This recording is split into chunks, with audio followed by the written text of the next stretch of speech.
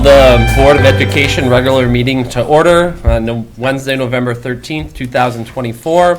Are we in compliance with open meeting law notification? Yes, we are. All right, roll call. Herzog? Here. Hess? Here. Smeltly? Here. Wright? Here. Wyman? Carlin? Here. DeWitt? Here. We have a quorum.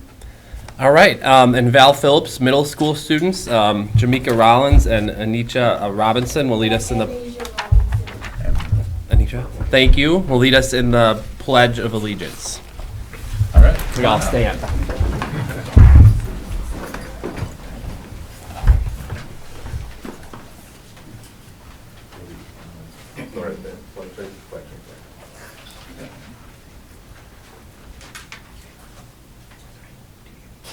All right, go ahead.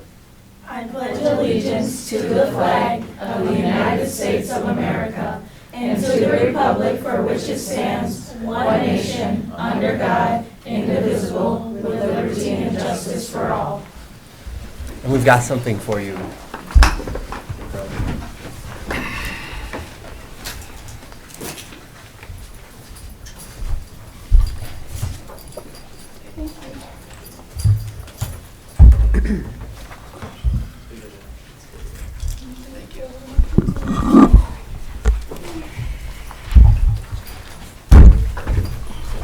All right, and then school highlights from Amanda Patza, Val Phillips Middle School Principal. Hi, good evening. Good evening. So my name is Amanda Patson. I'm the proud principal of Val Phillips Middle School. I'm excited to share with you 3 points of pride tonight.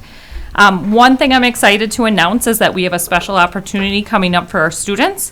Thanks to the support of Arts Corps, SOAR grants, and UWO. On December 2nd through the 4th, we are going to be welcoming in a special guest, Maria Clark, into our building. Mrs. Clark previously was the head of the voice department at the Spelman College and is now the voice professor at Emory University in Atlanta, Georgia. She released an album entitled Soul Sanctuary, Spirituals and Hymns, and it contains new arrangements as well as well-known African spiritual hymns.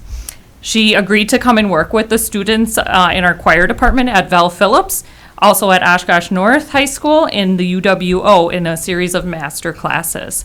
So she'll be discussing the evolution of spiritual music from its creation from slavery to its use during the civil rights movement and how it's used today in the current social climate. So that's a really exciting piece for Val Phillips. A second point of pride is Val Phillips is also going to be hosting its first ever family night on January 7th. This will be an opportunity for families to come in and experience what it's like to be a middle schooler at Val Phillips. So activities are going to include some mock classes, some mini activity stations, raffles, and a trivia game of, so do you think you're smarter than a 7th grader? So we're excited to welcome in our families to engage in a night of learning with their child. Lastly, we want to acknowledge the work of our educators of what they're doing to ensure academic success at Val. Academically, we are implementing structures to work more efficiently and effectively in order to reach instructional goals with each student at Val.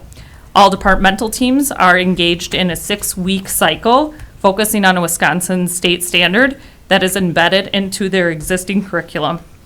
The cycle will allow teachers to collaborate with one another, to focus extensively on high leverage instructional practices, and make instructional adjustments after reflecting on their current student work. So very excited to share those points of pride with you here tonight. Thank you very much. Any questions? No? All right, well, thank you. Appreciate it. Thank you. Have a good school week. And on to Dr. Davis's land acknowledgement. Thank you. As we gather today, we'd like to acknowledge that in Oshkosh, we are on the ancestral homelands of the Ho-Chunk Nation and the Menominee Indian Tribe of Wisconsin, who lived along the western shores of Lake Winnebago, Wisconsin's largest freshwater lake, entirely within its borders. We acknowledge these indigenous and sovereign communities who have stewarded this land throughout the generations and pay respect to their elders, past and present. We welcome the duty and opportunity to share stewardship of these lands. Thank you, Dr. Davis. On to approval of agenda, and we did have a request to pull item number 8 from the consent agenda. Any objections to that, or is everyone okay with pulling 8 and then having the agenda as is? We need a motion to amend the agenda.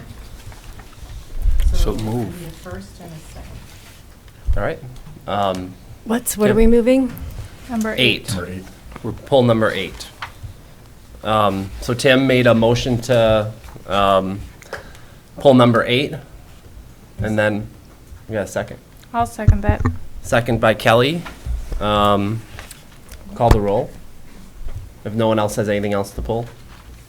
Barb? I just have a question, and I'm wearing this mask because I have a cold. Items that are pulled from the agenda are supposed to be pulled, the request is supposed to be in by Tuesday at noon. I'm just wondering when this request came in. It came in. Came in tonight. It came in this evening. And we're not in compliance with policy. I'm quite sure the policy says it's supposed to be done by noon on Tuesday. Okay. I think that we've had other items pulled Yeah, same night. we do that quite often. You can say it's policy and vote it down. Well, we can call, let's take a vote on if we should allow 8 to be pulled from the consent agenda or not. So we'll call the roll if, because there's been a motion to include 8. And if it passes, then the board includes 8. If not, we'll keep the consent agenda as is, correct? All right, so I will be calling a roll to determine if we will allow permission to have 8 pulled. Yes, Correct? Okay. yes. Hess. Aye. Smitlik. Aye. Wright. Aye. Carlin. No. DeWitt. Aye. Herzog. No, It has passed with a vote of 4-2 to allow 8 to be pulled. All right. So we will move on with the agenda approved with 8 pulled, and then move on to board administrative reports. There isn't the president's report because President Wyman can't be here tonight. So on to retirement recognitions. Does anyone have, I can first go through all of them. Does anyone have any comments on the retirement recognitions? Dr. Herzog. I always think it's important that we recognize our retirees, and so I'd like to extend congratulations to Christina Johnson on her upcoming retirement and thank her for her years of dedicated service to our district since 2007, serving our students, their families, and overall our district. Thank you. All right. Thank you much. And then we also had Robert Stuber, who is an auxiliary worker, service worker. This for the maintenance department that's worked here since 1984. So thank you to him as well. I'd like to speak to that one. Yes. I didn't realize he was on there.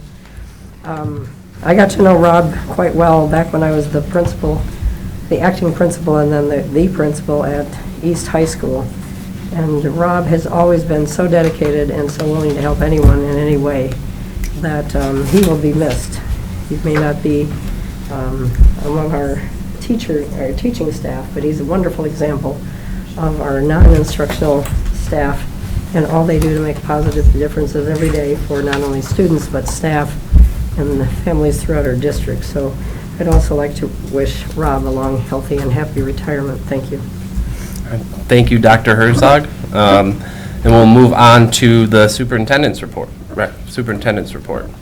Yeah, thank you. So I guess first of all, we'll kick it over to the Wildcats for our monthly update. So, Jory. All right, so for the November, the picture up there, that's our Coffee with a Cop for the first Tuesday of every month. And then just some of the past events, we've had concerts, one-act play, costume contests for Halloween, and a whole bunch of dress-up days with that.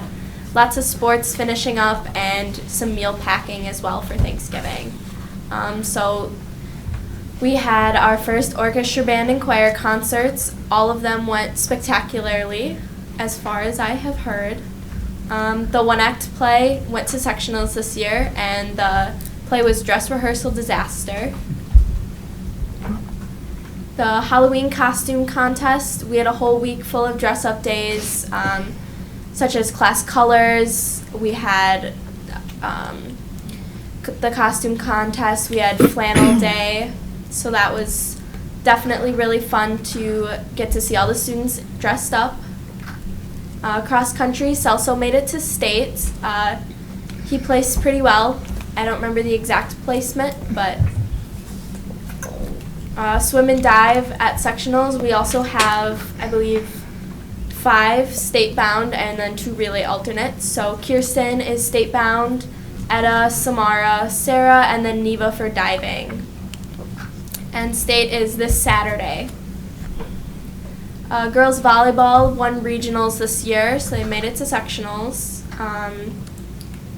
Key Club this Monday packed Thanksgiving meals with the local Kiwanis Club. So they packed boxes for families in need in the surrounding area. And then some upcoming events, we have the variety show, the musical has begun, volleyball, first robotics night, holiday parades, and some upcoming concerts. So the variety show will take place on the 15th and 16th, so this Friday and Saturday. And it features the one-act drama club, K-pop, and just some varying student talents, and that's at the Alberta Kimball. The musical rehearsals have started. The musical for this year is Footloose. Usually takes place the end of January. I don't know if the exact dates are out yet, but it will be end of January. The new boys volleyball league through the Oshkosh Recreation Department. We have several teams from West competing in that, so that's a new program this year. There is also the first robotics night taking place at the Herd Stadium this Friday night. Holiday parades. The Appleton Holiday Parade is the 26th of November, and then the Oshkosh Holiday Parade is December 5th. Band is going to play at both of them. At least West is. Bandorama takes place on December 14th, so a little bit out there, but that's the concert for 6 through 12. So all the middle schools and high schools have all the band students perform there. The Sounds of the Season concert, that's choir and orchestra's concert combined. That also takes place on December 15th. And then that is all I have. Great. Also, Joy, congratulations to you. I saw her a couple of times at various swimming competitions, and Oshkosh West Girls Swimming and Dive knows how to do a senior send-off. It is quite a complicated endeavor, and there's a lot of celebration, and it was really also cool watching you at conference and everything, too. You're a fun swimmer to watch. Yes. Congratulations. Congratulations. All right, now over to Sparty with Faith. All right, let's check in with Sparty. So Spartan Sports, Oshkosh North Spartans football made it to the playoffs this year. We unfortunately lost against West De Prairie, 34-60, but it was a great year to end the season though. The Oshkosh North Swim team did an amazing job making top 8 in multiple swim/dives, earning them a podium placement. And then some Halloween dress up and fun. We didn't really have like a whole week of dress up week, but we were able to dress up for Halloween. Chemistry club did do some fun Excel sections where we were able to do fun art activities and some chem labs. And then helping out the community, Oshkosh North High School Polaris Honor Society. The juniors and seniors were able to help out many senior citizens with our community, and then helping clear their yards with their leaves. They even did it in the rain. And then Oshkosh North Communities also did their first annual craft fair. Over 90 vendors came and then 700 visitors, and many students came out helping with this project. And the elections, Oshkosh North, We prepare students, even though most students are unable to vote, we did help and did a little mock elections. It was presented and organized by communities. The juniors and seniors in communities too were able to understand and learn the importance of civil acts. And then Veterans Day, we did have our little assembly, our annual Veterans Day assembly on Monday. There we were able to understand the importance of Veterans Day, presented by Mr. Bob Hoffman, and then our guest speaker, Mrs. Sarah Klein, who is also an English teacher at Oshkosh North. And then after the assembly, veterans were also able to have some lunch provided by the Oshkosh Area School District Food Service Department. And then musical Spartans, Oshkosh North have announced their annual musical this year. It's Catch Me If You Can. I don't know if you guys watched the movie, but the starring role is Josh Hawley as the lead. And on November 2nd, Oshkosh North's high school choir students participate in the annual Oshkosh Sing Choral Festival along with other students along their district. And that's it for Sparty. Thank you. That's Thank great. you. I also want to acknowledge Faith as being the MC for the Veterans Assembly. She did a great job at that. So thank you for your leadership on that. Thank you. It was a great event. So. All right, and now for the superintendent's good news report. So a lot of great things going on across the district. So kindergartners at Oak Lawn Elementary recently explored Helen Keller's life through their CKLA unit on the 5 senses. They discovered how she communicated through sign language and Braille despite being unable to see and speak. To further their learning, a special education teacher read them a book about nonverbal communication. Students discussed how their classmates use sign language, AAC devices, and core boards. They then practiced using the core boards on the playground in an effort to include everyone in their play activities. So well done, everybody, on that activity. True Academy students used a unique biology lab thanks to Mr. Wachholz. Students first explored the biodiversity of Lake Winnebago, and then they explored the anatomy of various fish within the system. And lastly, students were given a culinary lesson in preparation of the fish to complete this uniquely Wisconsin cross-curricular lesson, which looks delicious, by the way. We certainly appreciate our educators' ability to find ways to make learning meaningful and memorable, and I'm hoping to be invited to that lesson the next time that they do it next year. What kind of fish is that? Likely some perch or walleye, I would guess, knowing Mr. Wachholz. Excuse me. So well done. Fifth graders Ariana from Franklin Elementary and Jace from Oakwood Elementary won the Oshkosh Fire Department's annual prevention poster contest with their creative designs about smoke alarm safety. As their prize, both students received an exciting ride to school in a fire engine. The students enjoyed honking horns, sounding sirens, arriving at school with cheering classmates, creating a memorable experience while learning about fire safety. You can watch the this excitement on the Spotlight video available on our Facebook page and website. So thank you so much for the fire department and their collaboration. We have a celebrity in our midst also. Want to celebrate a great accomplishment. So proud to announce that Dr. Sam Coleman has been named the 2024 Man of Excellence to the Wisconsin Leadership Community Choice Awards. This recognition honors exceptional leaders who have made significant contributions to their fields. Dr. Coleman was celebrated at a ceremony on October 28th in Madison. His commitment to equity in education and improving outcomes for all students has had a lasting impact on our district and districts across the state. We're grateful to have him on our team and in our community. So congratulations, Dr. Coleman, on that accomplishment.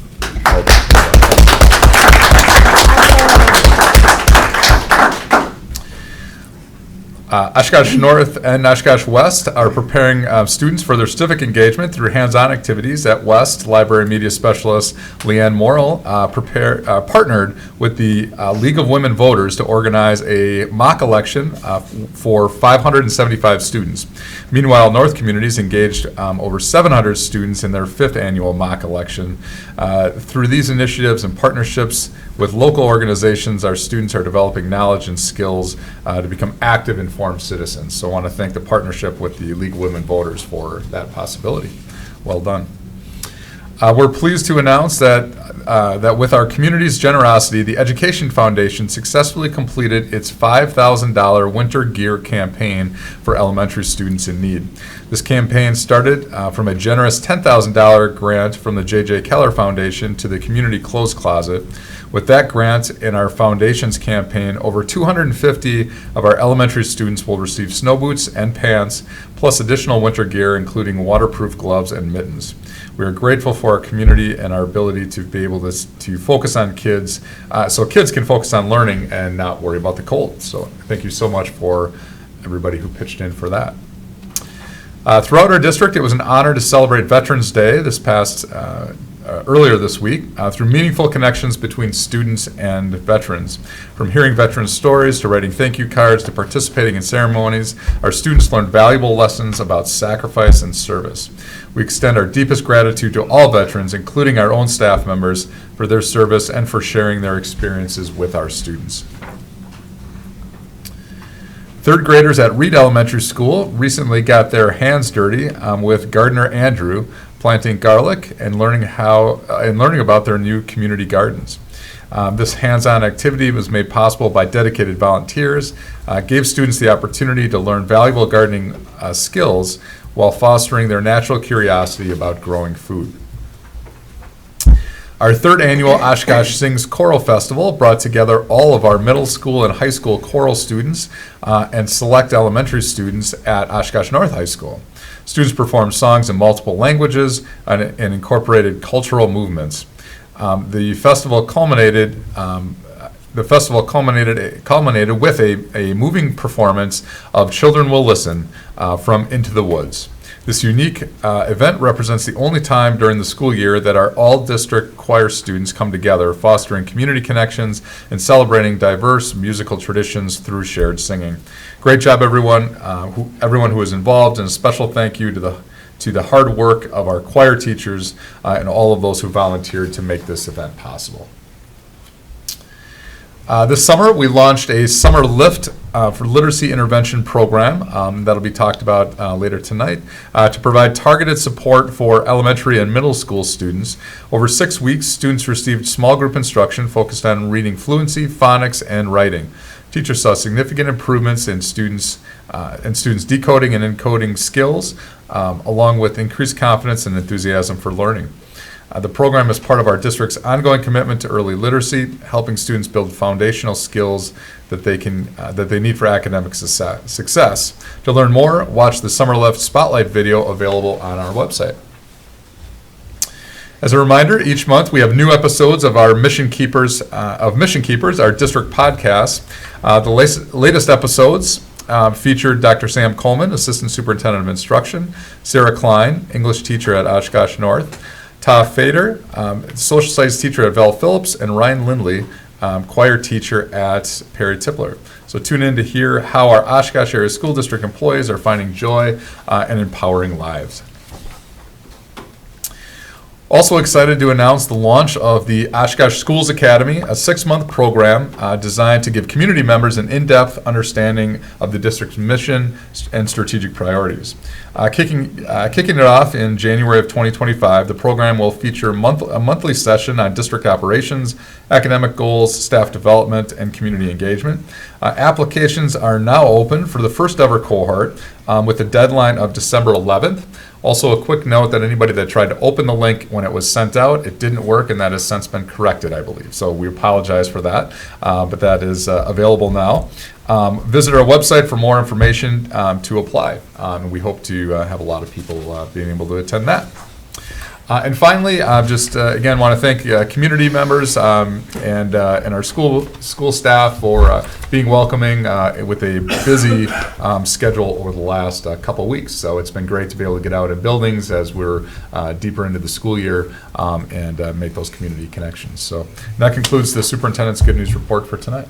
Thank you, Dr. Davis. And we'll move on to district administrators' supplemental reports. And we have a budget variance report from Mr. Nehans.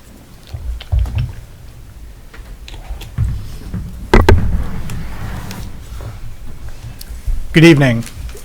The budget variance report in front of, or included in your packet, was with the information through the month of October. The operating funds, again, those are funds 10 and 27 combined, the general fund and the special education fund. Through October, they're running a little bit higher than we would anticipate, and at this point, they are running over budget. The Fund 50, we don't have revenues in yet due to the lagging claim system from the state, but expenses are running roughly the comparable to the where they were in prior years. And Recreation Department, the Fund 80, the expenses are running a little bit higher than what we have in the past compared to budget. But I would still anticipate seeing the last 2 years we ended up with surpluses, that this would be anticipated to be much closer to actual budget, if not maybe a little bit of a deficit at the end of the year. Are there any questions at all with the report? I have a question on the salaries. Excuse me. I'm wondering why the salary and benefit expenses are up over last year, since approximately 20 teaching positions were cut in June of 2024. This is budget to, this is actual to budget, so the budget was adjusted rather than that. So it's, the comparison isn't from whether we have fewer positions or not, it's still to a budget number. We have also had some positions and some non-contracted positions, hourly positions, that have gone higher than what budget was anticipated. Thank you. But actually, that's running, if you look at it relative to budget, we're running the same as what we have in the past. So it's not that it's running over, it's, I would say the salaries are running pretty normal at this point. Thank you for that. I think I asked this question the last time regarding the rec department. I think expenses were a little high when you gave this report last time, and you gave me a reason why, and I forgot what that was. We've had extra programming that we've done that have caused more expenses than what we have relative to prior years. Okay, thank you. Any other questions? No?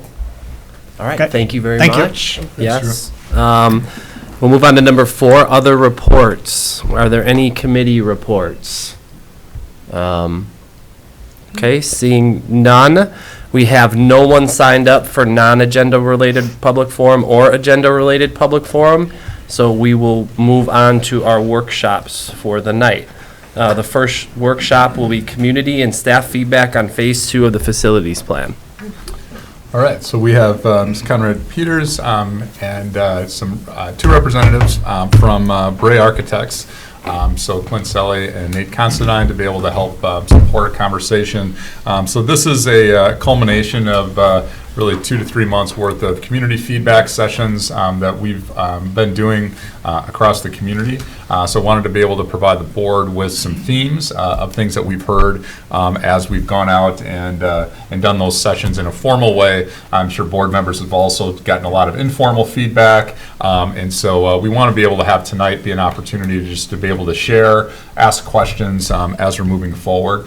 Just to set, I would say some guideposts as we're moving down the road if we, for a potential referendum, and that certainly hasn't been decided yet. But it's important to think about the timeline of actions as we would move forward from a board standpoint. So I just wanted to outline that prior to starting the conversation. So tonight, again, would be the culmination of a lot of our themes and feedback that we heard. And so what we'll need to do from tonight and then to our next meeting on December 4th is really talk about scope and what would we want to be able to define as a potential referendum scope within our projects. So certainly everything that you've seen, that you'll see tonight, that you've seen in the last couple of months has been a proposal, but the board will have to really define what the scope is, ideally by the end of the meeting on December 4th.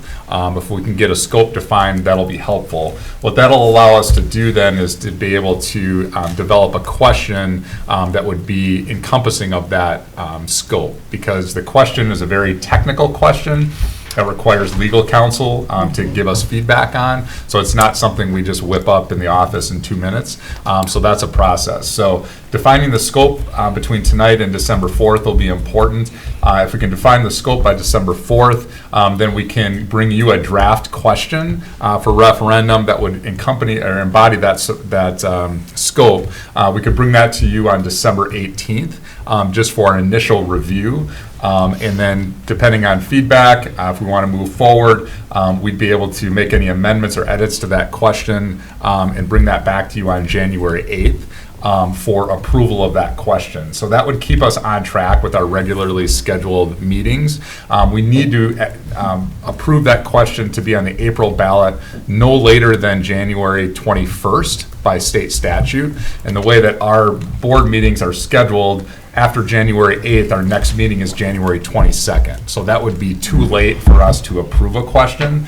So if we don't approve a question on January 8th, then we would have to call a special meeting to be able to approve that question if the board decides to move forward with the question. So just wanted to give you that outline for us to stay on cadence as we move forward.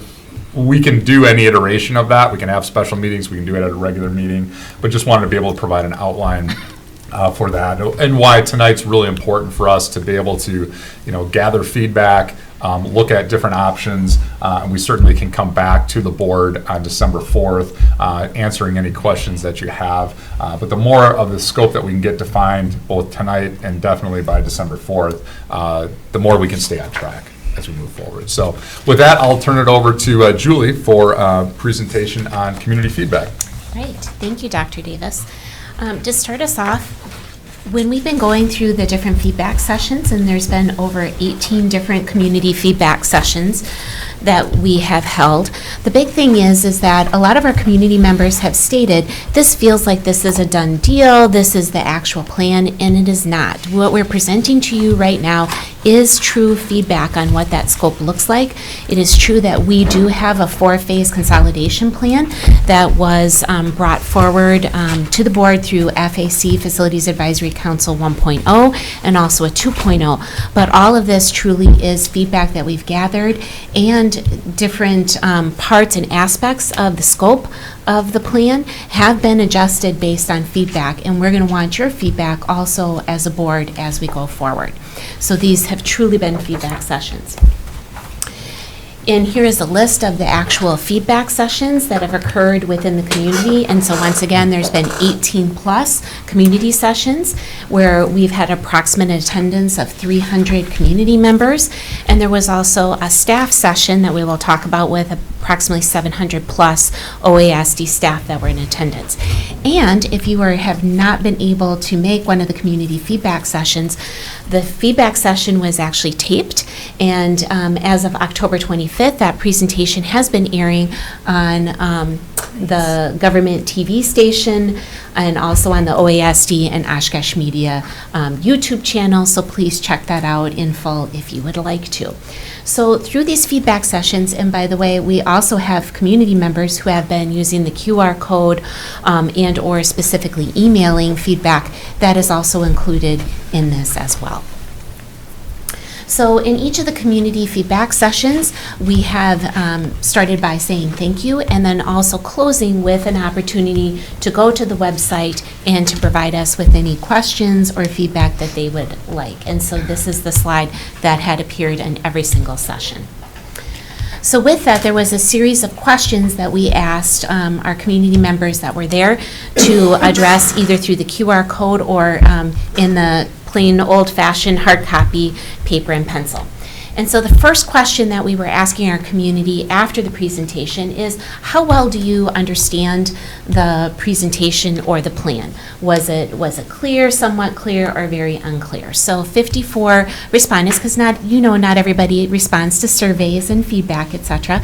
So of the 54 responses, you can see 72% felt that it was very clear, the way that the plan was being presented, and then we have somewhat clear and somewhat unclear, as you can see in those responses.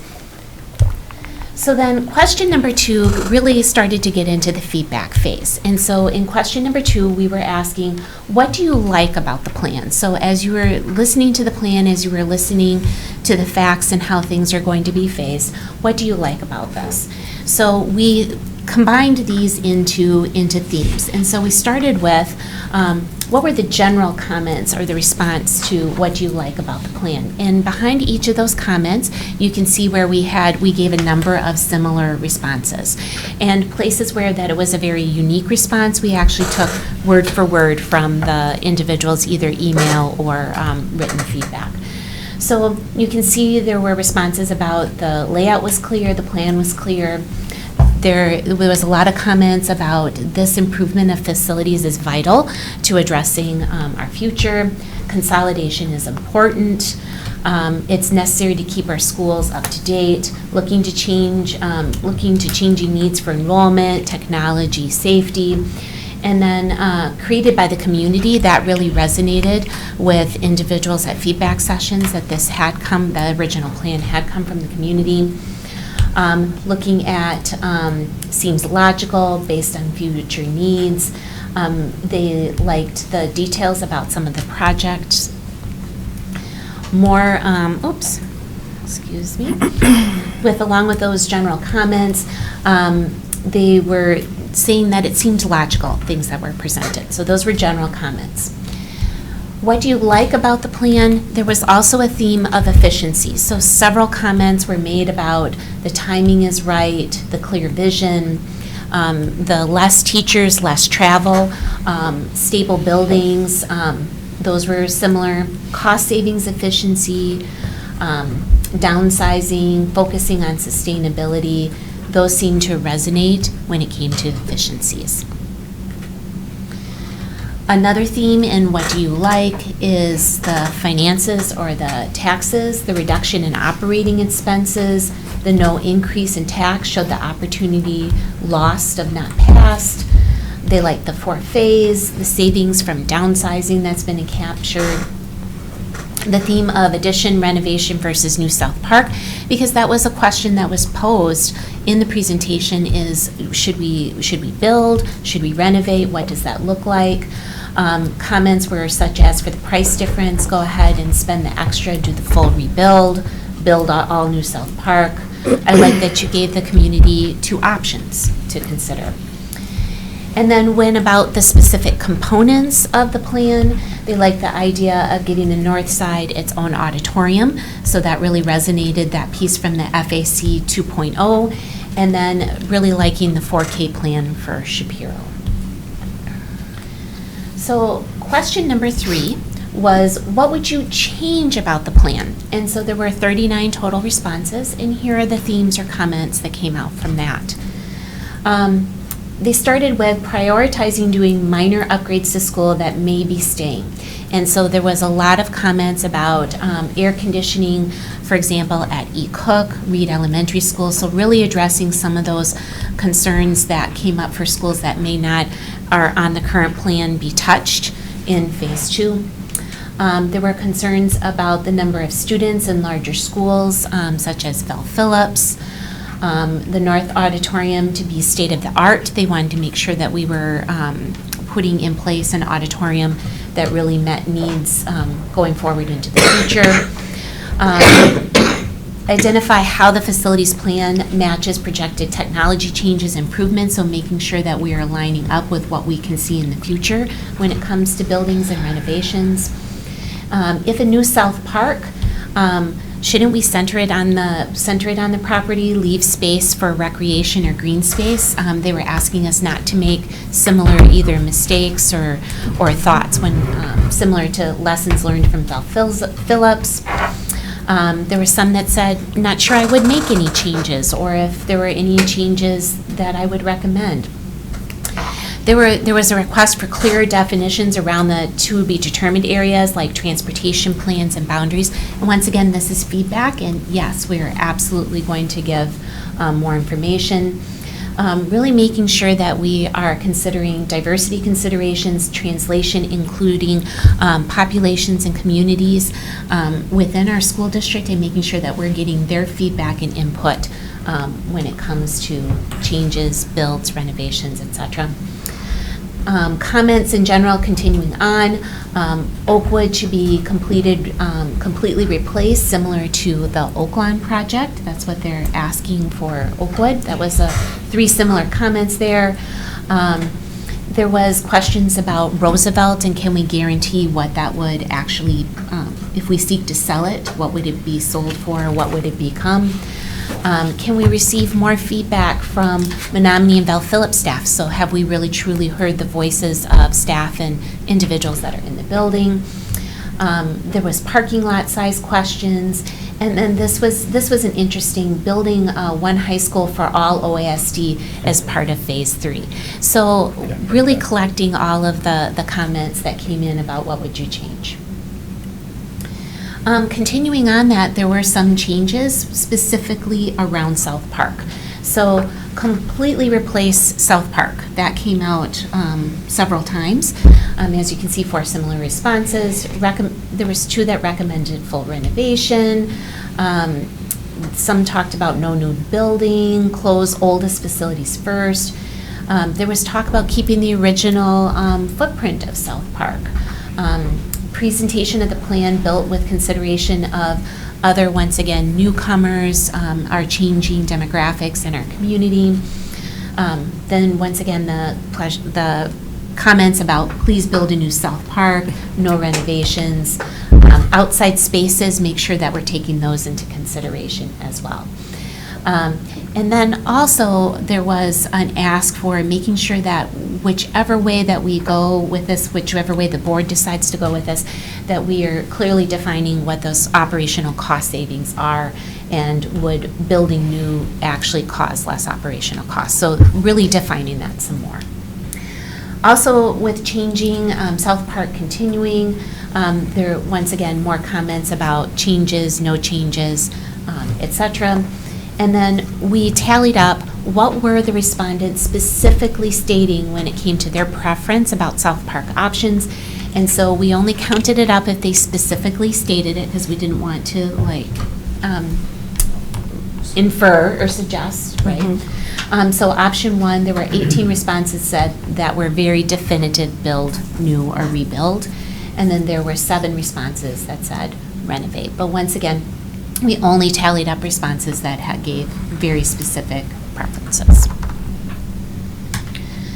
So question number 4 is, what questions do you have about the plan?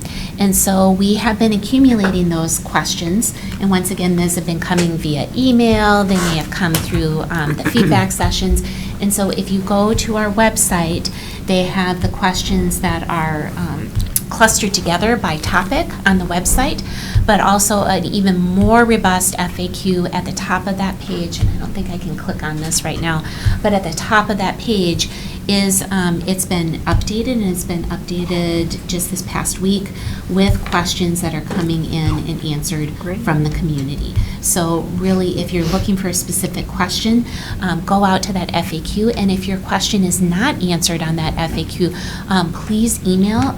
I believe my email address is the one that is on the website. We are happy to get you the answers to those questions.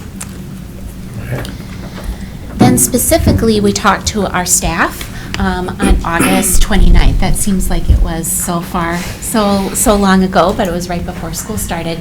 And we asked very similar questions to our staff. And so as you can see here, we asked the question, how well do you understand? How clear is it to you? And our staff, 69% said very clear, 27% said somewhat clear, and somewhere around 3% were feeling that it was unclear. And there was 181 total responses to feedback from our staff. And so within there, there was 165 total responses with general comments. And so when you look at general comments, you can start to see, and we've had these in order as far as similar responses go, updating the buildings and the facilities to meet students' needs, learning, health, and safety. They liked that. They liked that the plan addressed that. The taxpayer impact, that 0 increase to the debt levy, the clarity of the why, the process feels proactive and forward-thinking rather than reactive, The 4K facility becoming one space, there was 11 similar responses about what did they like. Reducing staff travel resonated with the staff. Consolidating schools and the children and the families that they serve. The new auditorium at North High School was a like about that. And then updating ADA accessibility and older facilities and looking at how do we make those spaces more welcoming to the environment. Other general comments was making sure that there was equity across our district and across our community when it came to facilities and accessing these modern learning environments. There was a like of the phase 3, and once again, similar to the community about like, can we get that phase 3 and the high school going a little bit faster? It will help Oshkosh become a destination district. Repurposing some of the buildings and eliminating leases resonated. The consistent 4-track elementary building, so having a consistent standard across our district. Just like in our community sessions, that need for AC and climate control came in as well. They really appreciated our comments about staff members not losing, quote unquote, losing their jobs in the consolidation, that we are really taking into account where our staff members go and follow within that. The response from our staff on South Park is option 1, the new building for students and staff, updates and upgrades. Option 2 for South Park, I like the renovation options. And then the comment about like we really need to address those lingering concerns that are there for South Park. Now, what would they change? There was several comments there was 22 of them that said nothing or none. There was responses of talking about South Park should be a new school or a new build. Once again, let's move up that high school phase 3 piece of it. But then there was also comments about considering smaller environments within the plan. More clarity on what the staffing plan would look like. Making it happen faster came up again. Once again, AC, dedicated cafeterias, and making sure that there's equity across buildings when it comes to amenities and comfort in the learning environment. There were questions about, once again, in different school buildings, how could we add additional amenities? And then it says North Auditorium should be number 1 during this phase, as that they really think that auditorium from FAC 2.0 needs to be addressed. Continuing on, what would you change? Putting that 4K center in sooner rather than later. Providing updates to other schools, because once again, as we're seeing these new learning environments, our staff are really seeing the impact when it comes to that. And then being part of any of the renovation. And then there was the question about, do birth rates do not reflect immigration families who join our schools? How will this be addressed? And so taking into account where our population may be rising if that's the case. And then what would you change about the plan? There were comments about super schools and the consolidation. Elementary tracks really taking into account the need to accommodate the ABC schedule, so Phi Ed, art, music, etc. Considering having a separate, separating out the projects so that the community could speak. And clarifying the side-by-side comparison of new versus renovated when it came to South Park. And continuing on, once again, common themes around West High School, making sure that we are addressing large schools and why the behind large schools and our efficiencies that are in there, and having more cost analysis. And then more general comments, had we considered other locations for 4K Center? And then when it came to respondents about the preference for the South Park option, you can see build new was 28 responses and renovate was 7. And once again, those were ones that we could directly say that there was a clear preference. So that was a lot of information that we've been taking in from the end of August, September, October, and we're still continuing to do feedback sessions. So as we started to take a look at this is what we came up with some key takeaways. Number one is that we do have community support, or we felt there was community support through the feedback sessions to continue facilities updates. The equity across our district when it comes to quality, comfortable, ADA accessible learning environments was very clear. The community is receptive, but needing a lot more information about the 4K Center.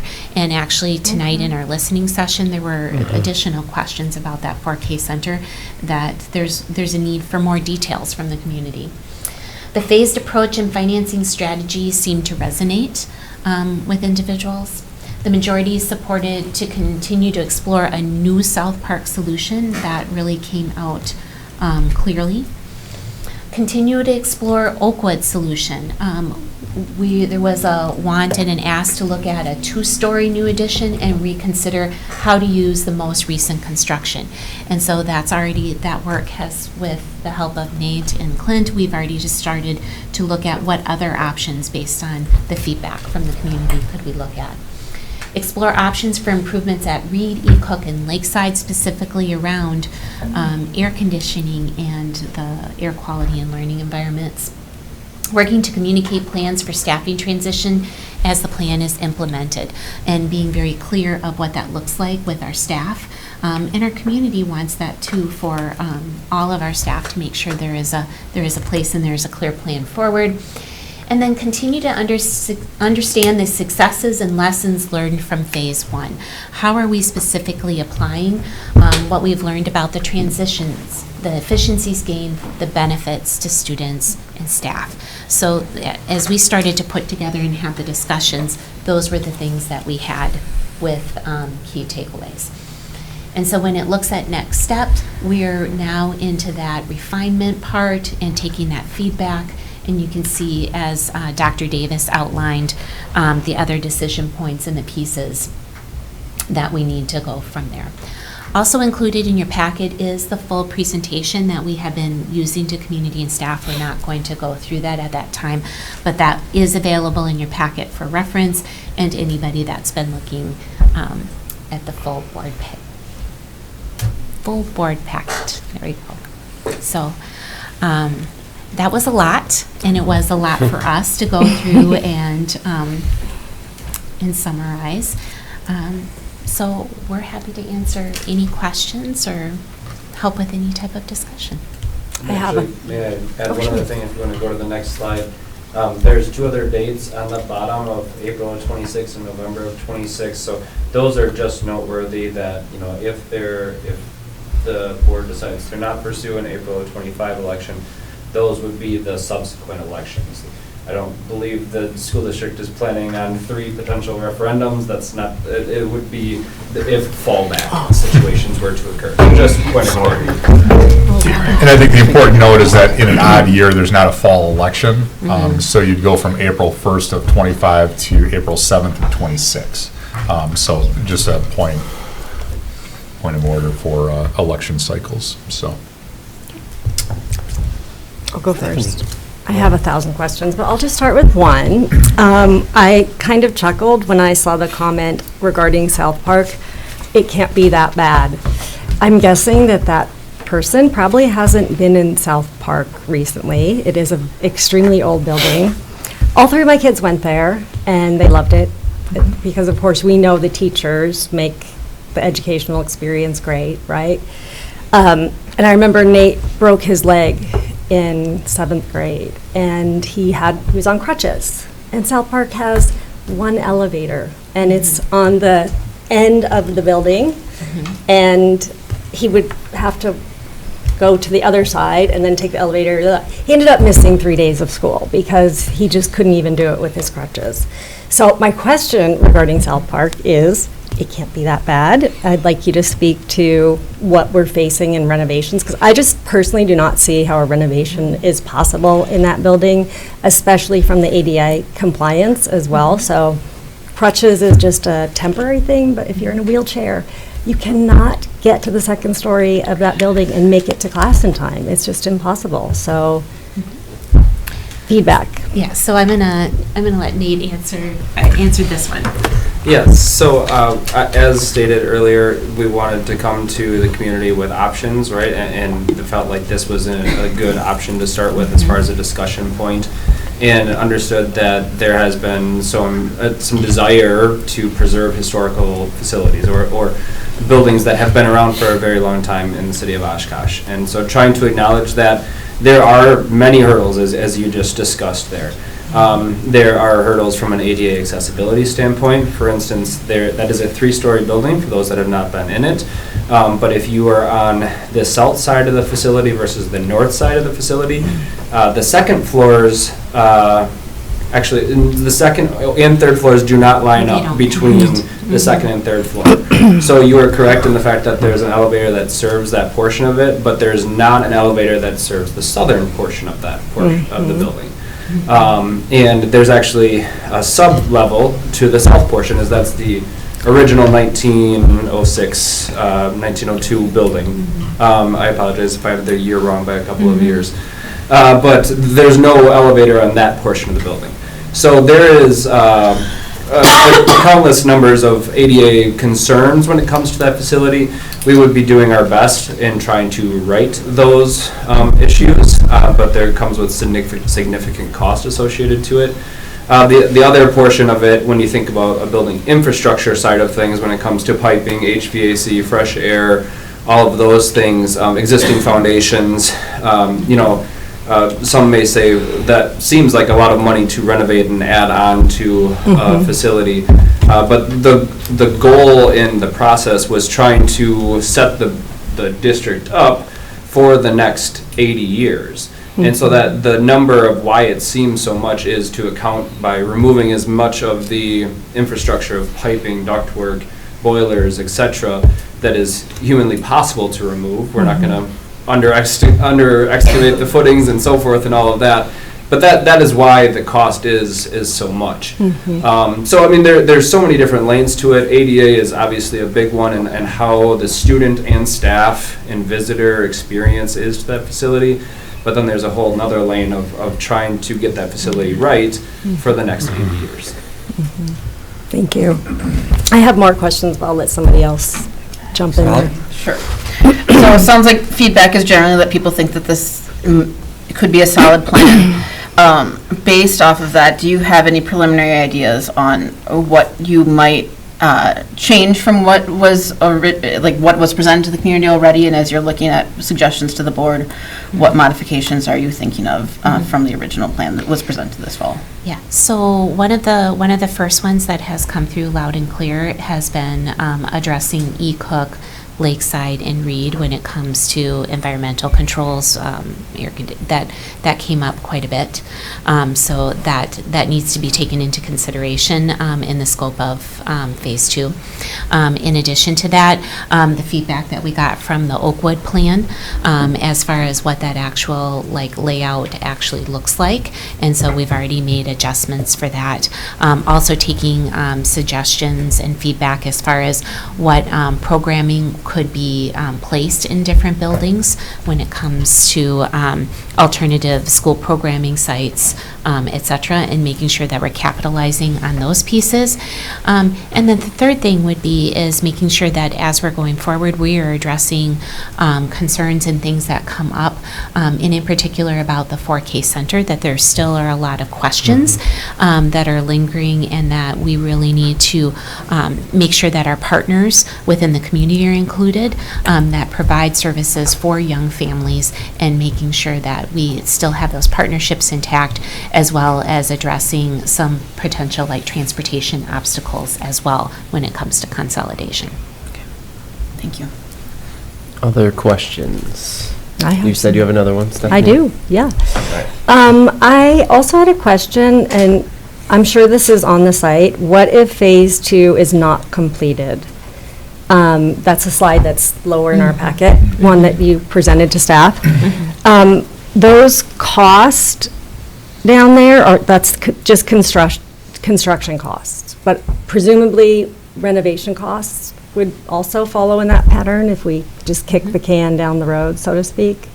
Yeah, correct. I mean, it's just speaking to, again, construction cost on a kind of annual inflation basis. So it's a 5% number that we're showing there. Okay. That's obviously fluctuated wildly in the last 5 years, but in terms of kind of projecting out, we feel it's a comfortable number to kind of look at and consider that, yes, costs are going to continue to go up over the number of years. Significantly, looking at that slide, too. Mm-hmm. I mean, even look at the difference when Oak Lawn was built to, the cost to build Menominee, a pretty significant difference, so.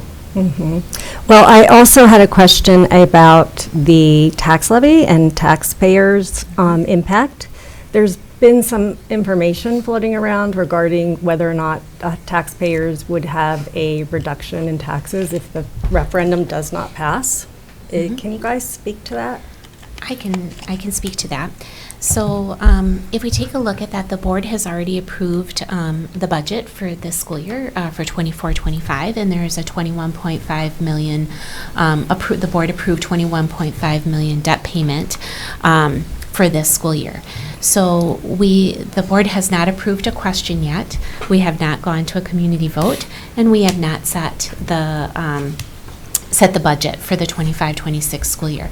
And so those are things that the board is going to need to consider going forward as far as what would the budget look like and what is that financing package going to look like, whether it's the board's wish to go forward or to not go forward.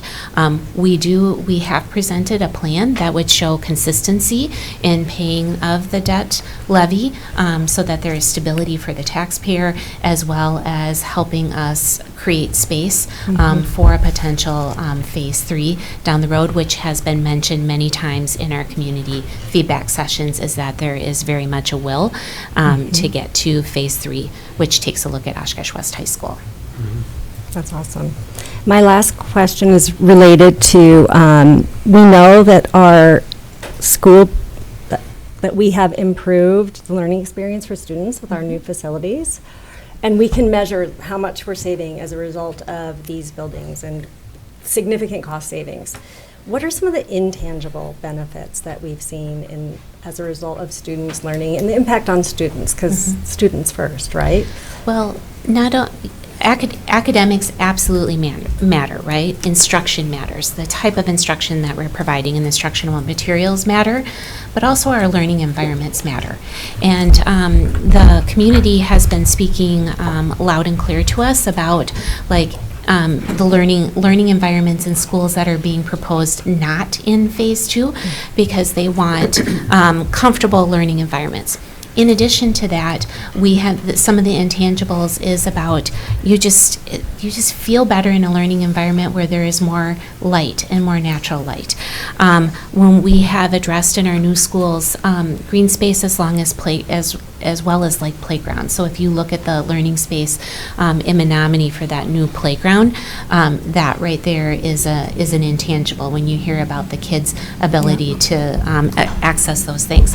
In addition to that, having flexible learning spaces. So for the educator and for the student to have options to move around within their learning environment, to collaborate in small groups, to collaborate in large groups, to pick their learning environment or actually even their seating or how they are presenting themselves in the classroom have been intangibles, and we've gotten really good feedback on.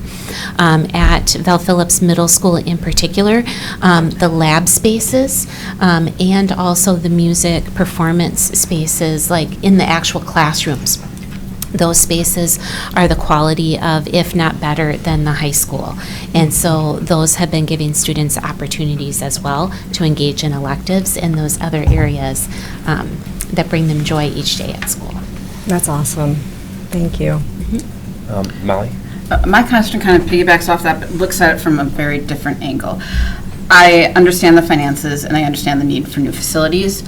I'm still very concerned about the feedback that we are consistently getting about the actual environment and the learning environment in these new facilities, and that we didn't necessarily get it right, especially at Vel. I can't say it about Menominee, right? You're not here. We didn't hear as much about it. A very tough transition, and I know we've got a Q&A or an FAQ question about it, where we're talking about what we'll do differently this year of keeping principals in place at buildings, do better community development for staff.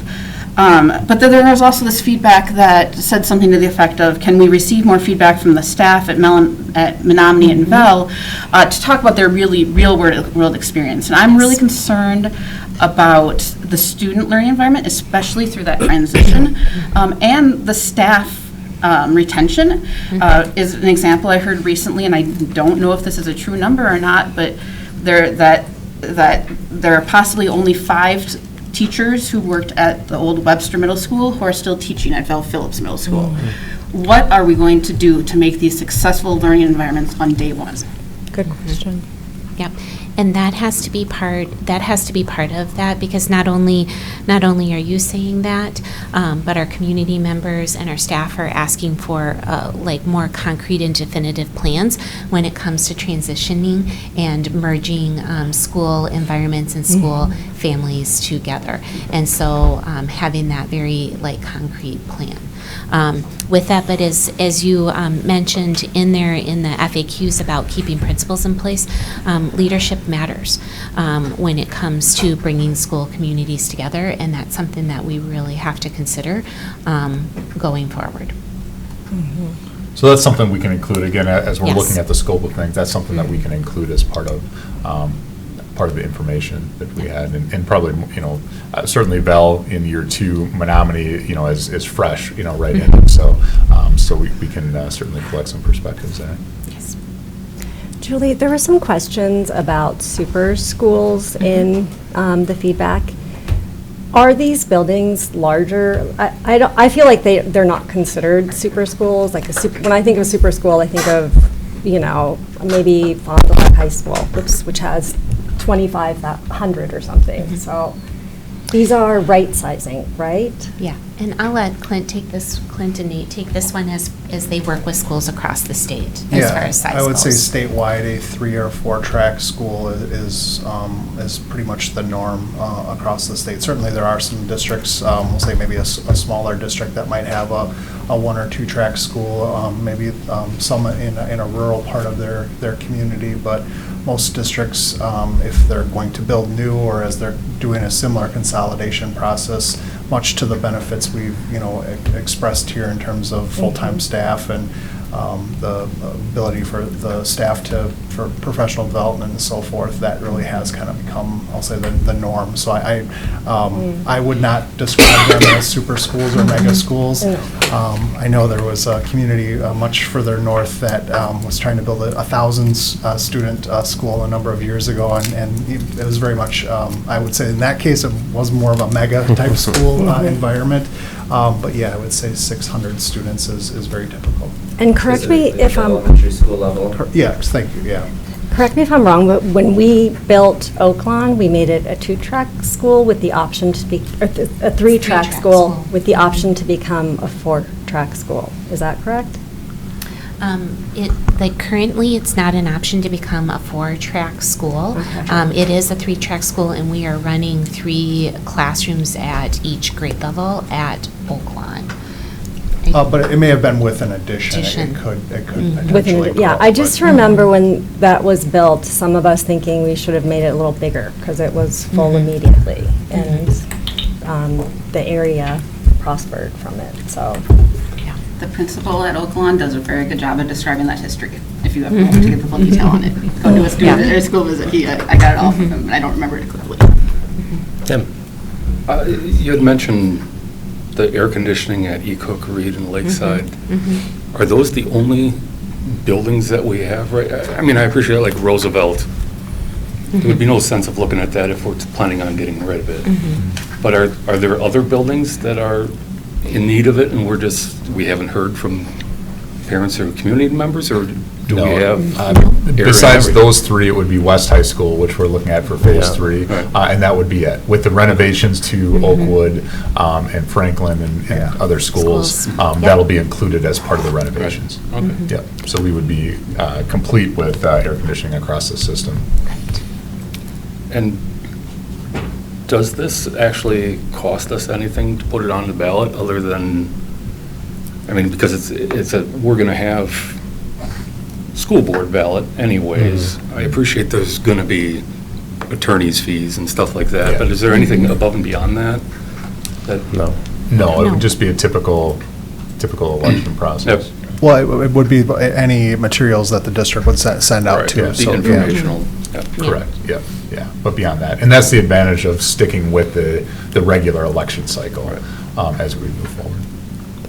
I mean, I still think it's important for us to somehow solicit feedback after the city of Oshkosh owners get their property tax bill, somehow. Right now, we've gotten a lot of feedback. That's a lot of feedback after we've given them a nice presentation and they haven't seen the tax bill yet. Yep. My fear is, once they see that tax bill, some people may feel differently, and somehow I would like to hear that before we. Yeah, and that's the trickiness of that is the holidays, right? You know, and the timing of all that. So we'll do our best. We continue to schedule a small group. We don't have any community sessions per se, and maybe we can put a community session together, like in that window. But continue to look at the smaller groups that we were just not able to meet with in the window that we have right now. So yeah, and certainly taking community feedback as we go throughout this. I am getting a lot of questions about the tax impact being $0, because it almost sounds too good to be true. But that is fantastic if it ends up that way too. So. Any other, Barb? Thank Dr. you. Herzog? I have a couple things I'm wondering about, and then I'd like to make a couple of comments. I noted in the feedback that there were requests for more bathrooms at Carl Traeger Elementary. That school is roughly 25, 26 years old. This is the first time I've heard that there's a shortage of bathrooms, or perceived shortage. Could you comment on that? Yep.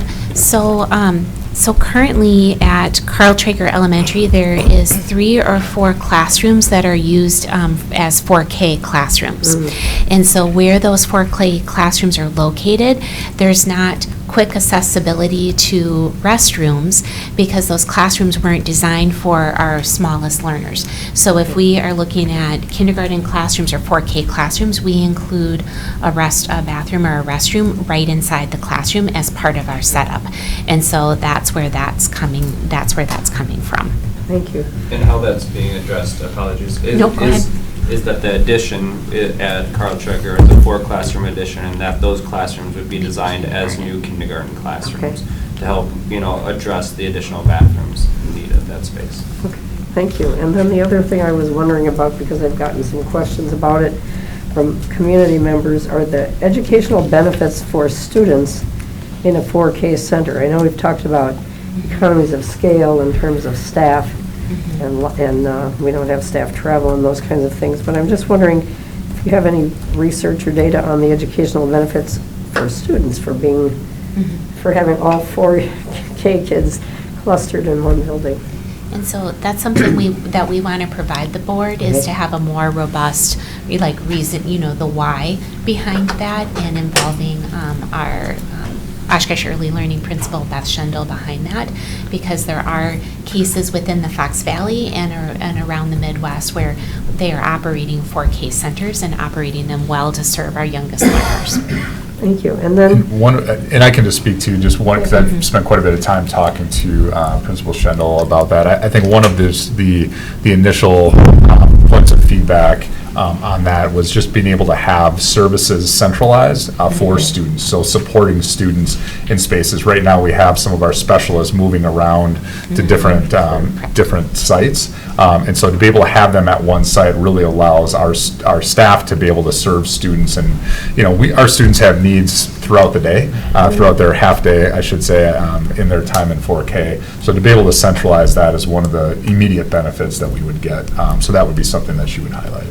Thank you. And then I was able to attend, I think, 5 of the 18 community sessions. It's kind of like, going to a athletic contest or a concert meeting in person as compared to watching it or hearing about it after the fact. It seemed to me at the Oakwood presentation there was more skepticism about the proposed building plan there. There seemed to be a lot of interest, at least among those who commented. And I know what you shared are what people put in writing as far as feedback. There seemed to be a lot of verbalization, excuse me, about suggesting that there be a 2-story building rather than the design that was presented. That was just one observation. I guess that was the main one. Yeah, we heard that pretty loud and clear. I think one of the struggles, just being transparent with that site, is it is a little bit of a sprawling building as it sits as a 1-story facility right now on what is a little bit of a unique site. And so the initial approach of trying to maintain a single story building continued to elongate that facility and students traveling, maneuvering that facility, proper use of space, etc. So just even in the past 2 weeks, we've taken a sharp pencil to that and tried to further condense that addition. It does create a 2-story element as what was suggested, which would then, shrink that building footprint. I think the overarching sentiment was that it is a very, very long sprawling building as it is, and we're making it worse, right? So trying to condense that was the main goal and kind of our recent exploration. Well, I think the other comment too was just tear it down and build new. And again, a bit in defense of that, the existing building has good space. The classroom area is, if you actually kind of mirror that to based on the classroom pods that we just built at Menominee, it's almost exactly the same, footprint of that. It just has a cafeteria in the middle of it, or, it's that open concept. So we really think that the space that exists will serve really well with some renovation to meet the needs and goals that we would try to accomplish. So maybe quote unquote the easy thing would be to tear it down and start fresh, we really just think there's still value in that building. It's well made, it's been well maintained, and so there's some value to continue to pursue using it and adding on to it versus a wholesale tear down. Thank you. Similar at Franklin, I think we're able to really reuse that building. The footprint we think makes sense, for a new facility, and so again, we think that lends itself well for future use. Thank you. Molly? I just wanted to make sure that I made some comments about potential early learning center for the district, and to make it very clear to the community and obviously to leadership as well, that I think this is an opportunity to do something unique and very good for our earliest learners. I think we got to do it right, though, and I'm very concerned about making sure that we're meeting the needs of our youngest students and their families, and then also the care providers in our community. And that's not necessarily always our big, it is the bigger child care facilities, but there's a lot of in-home settings and things like that. And I hope that the district will continue to build relationships and build a coalition to get it done right and to take the time, even regardless of any kind of changes and movement of the actual physical building. What the planning has to be very inclusive, and really, we're at a crisis point for early childhood in this community and across the country, and we cannot overlook the impact that doing an early learning center could have on that, both positive and negative. So I'm also asking the community, though, that if you have feedback, particularly related to the Early Learning Center, because this is something different, and it is a very important way for us to start things off right for kids in our district, that you got to talk with us now. Like, this is a really good time to really set this up and make it work for our community and for all of our families as well. My other comment I wanted to make was just to you and Nate and Clint. I went to quite a few of these presentations as well, and I have to say it was really enjoyable when you two got to talk about the things you were very passionate about and very knowledgeable about, and to help bring things to life at each of these facilities, and to talk about successes with the facility and what your visions are, and it's really kind of neat to see when people get to do something that they're very good at and explain it to other people in the community. So thank you for doing that. Thank you. You got another question, Stephanie? One more question, and then I'll stop. I'm talking too much tonight. I'm very passionate about our next stage in facilities planning, and in fact, facilities planning is why I ran for the school board. When my son was about to go into kindergarten, they closed Green Meadow 6 weeks before school started.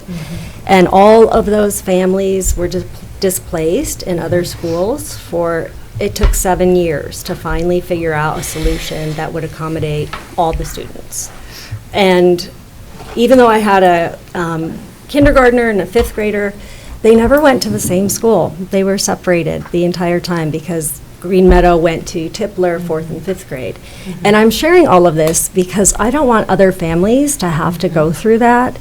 And if we do get in a crisis situation where the boiler fails at South Park or something, what are we going to do with those students? We'd have to go virtual, or they'd have to go somewhere else. So part of the reason why I'm so passionate about this is because I think if we just kick the can down the road like we did for so many years, it's going to cost us even more in the long run. And I know some people probably said in your meetings, oh, I went to South Park, it was good enough for me.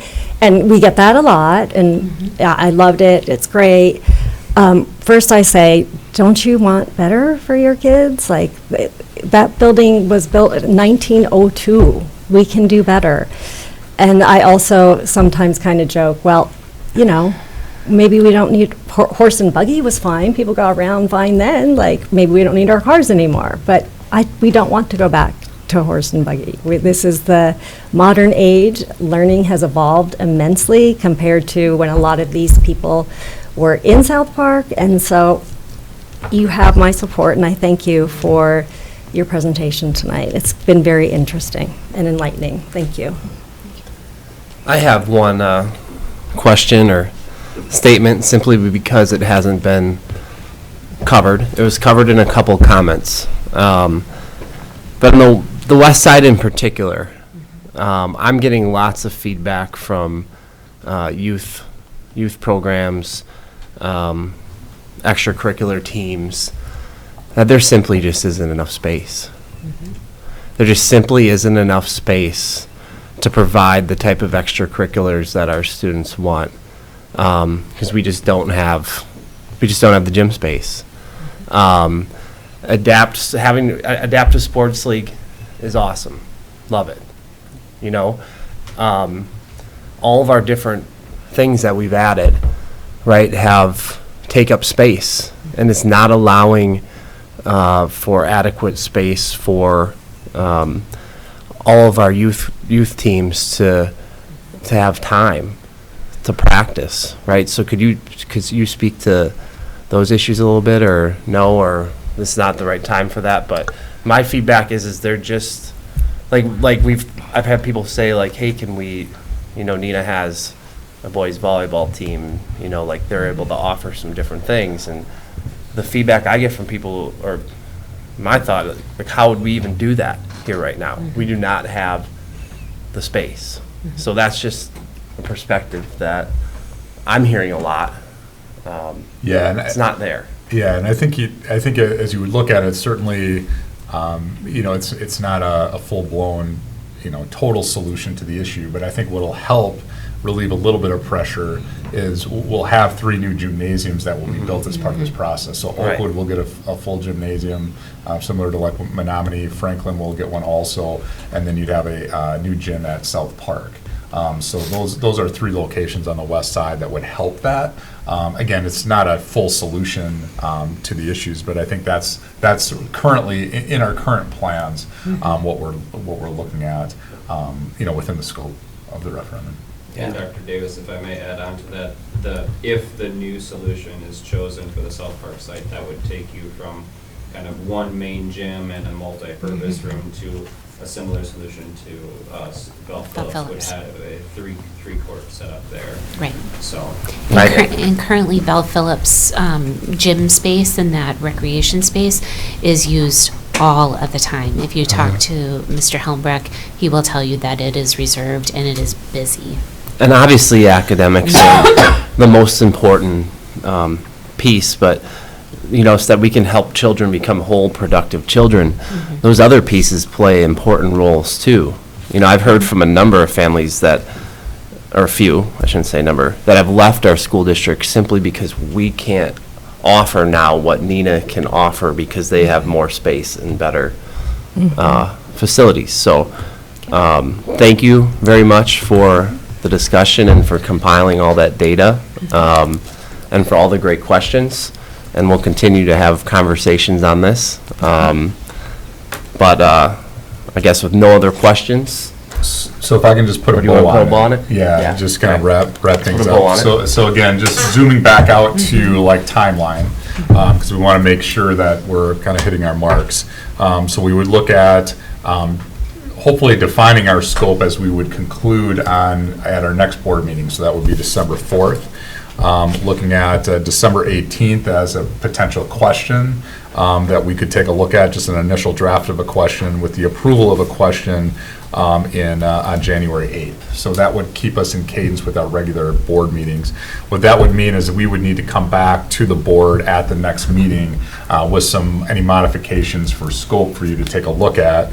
2 of the things that I heard tonight from a facilities structural standpoint would be the inclusion of air conditioning at our 3 elementary schools at E-Cook, at Reed, and at Lakeside, along with looking at some potential revisions based on feedback that we had at Oakwood, potential revisions to that site and just some locations of that building. So those are some things that we can bring back based on feedback that we had received in the community sessions.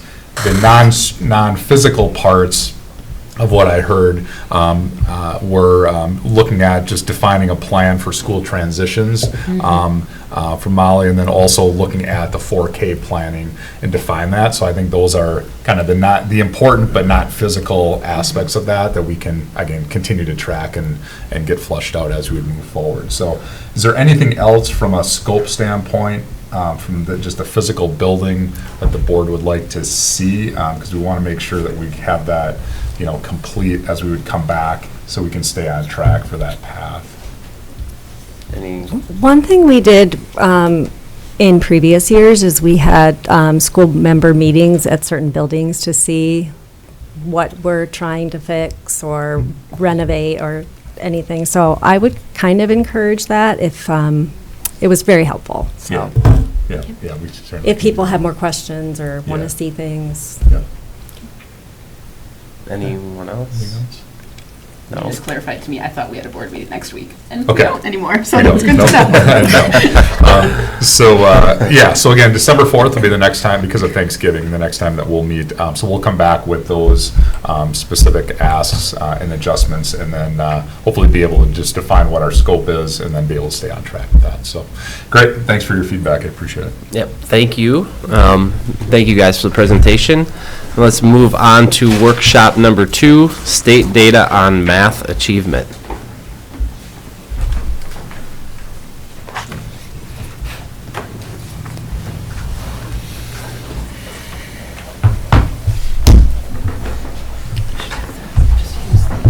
High school spots. Yeah. We're just moving on.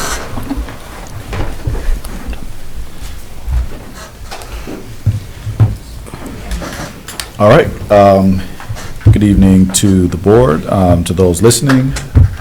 And again, we'll jump into our presentation to share insights on our state assessment data for math achievement. That'll be followed by a presentation on state assessment data for literacy achievement.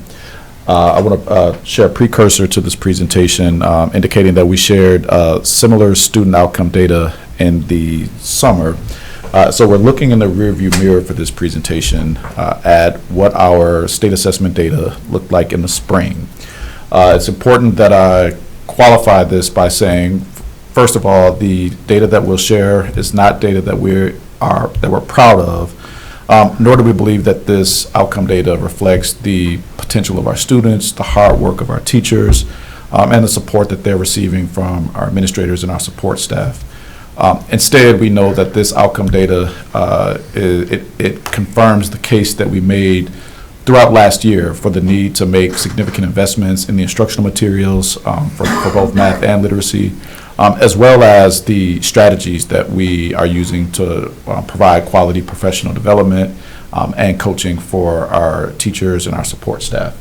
So again, as we look in the rearview mirror and as we talk about the outcome data, we know that this year starts the foundation that we've built after implementing those instructional materials and strategies that we've spent most of last year researching, analyzing, and making the case for. So I'll start by saying that there have been significant changes in the forward assessment. And so those changes to the content of the assessment as well as the cut scores of the assessment preclude us from being able to compare historical data to what our data was from last year. Because this presentation is on state data, we'll also share some iReady data, which is a local assessment, and that provides us with information on just how students are doing despite some of the changes in the cut scores that make it difficult for us to compare historical data. What we also will do in this presentation, both for math and literacy, is to reaffirm our commitment to rigor and engagement so that all students have optimal learning conditions to increase their achievement. We'll do that with a focus on 4 areas. First of all, is the effective use of high-quality instructional materials. Again, we've made the case for that and advocated for the board to support a significant investment in both our literacy instructional materials and our math instructional materials. And those were implemented from a math perspective at the end of last year, and then from a literacy perspective beginning this year. Also, professional development, realigning and making investments in the professional learning and embedded coaching that we provide, using our student achievement and data as well as our student behavior data to identify strategies and needs for support. And then also, we've evolved our educator evaluation system to make an emphasis on growth. And we believe that the changes that we've made in the evaluation and feedback protocols will enhance the support that teachers get. So again, this year we began field testing high-quality instructional materials and science-based reading practices in our elementary schools with the purpose of improving students' early literacy skills. We are also implementing improved literacy instructional materials in all of our middle schools, knowing that last year we officially adopted CKLA, and this year we're strengthening the implementation and rollout of that in our middle schools. Study Sync in our middle schools. Again, we also evolved our educator evaluation process with an emphasis on growth, and also we've increased the frequency of instructional observations and meaningful feedback as a part of this evolution. As we do this, we're committed to providing clarity and scaling the use of effective practices with the urgency that we know has to be applied to these strategies. Again, we know that our results don't reflect our potential, nor are we saying that we're going to wait multiple years before we can measure those results. We are moving with a sense of urgency as we support our educators, as we engage in responsive improvement efforts, knowing that we have a limited amount of time to make the improvements that we promise our community that we'll make. Let me share a quick picture of what our demographics look like. So you'll see that from 2020, from our previous school year to where we are currently, we're at roughly 9,100 students, so not a significant change there in the number of our total enrollment. But we do see slight increases in a number of students who receive special education services. And then I'll let you just take a look.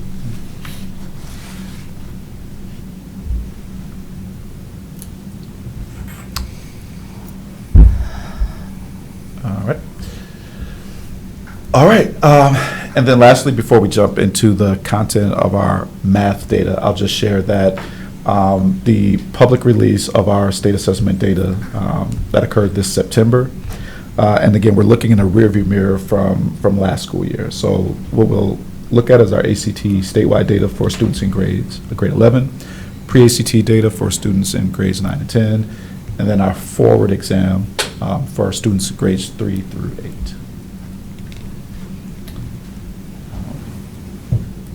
Our key performance indicator category for this will be in our domain of learning and academics, where we'll review math achievement data, reading achievement data, and our ACT composite score.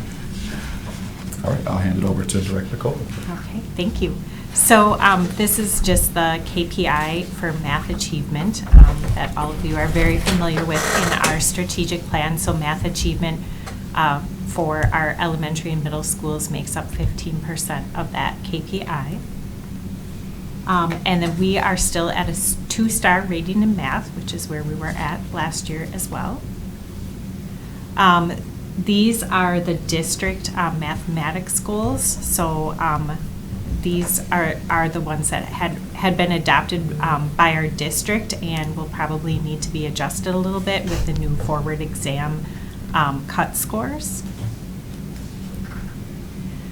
This is a slide that you saw last June when we presented our end of year iReady data, but we kept it in here just as kind of a visual because the cut scores for iReady have not changed. So this is just kind of a visual where you can see where we've been with math at the end of the year, and this was for grades 3 through 8.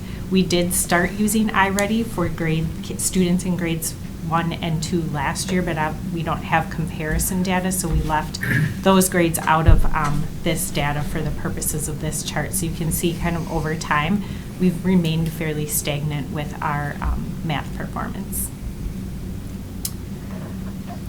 So this is the projected trend in math performance, where we look at the blue line is our achievement, and the red line are the targets that we set as far as our goals for our district. So you can see here in the 23-24 school year, so last year, our score, our proficiency level was 48.7%, and it appears to be up significantly over the previous year in 2022-23. But as Dr. Coleman explained, the cut scores changed, so we didn't even connect the lines because we don't want to make this appear like we've had this huge gain in student proficiency. It's just something we can't really compare it because the cut scores have changed. So obviously, based on this, it appears that we've reached and exceeded our target.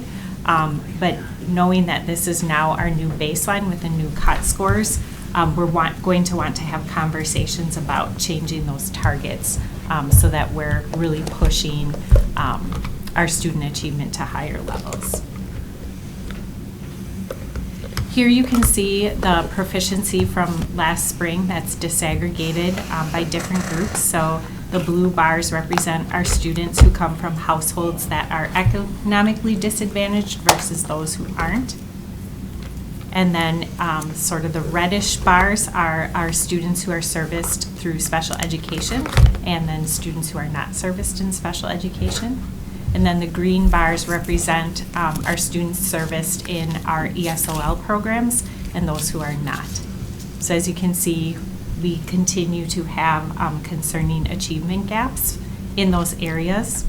And then the next slide breaks it down by our race demographics.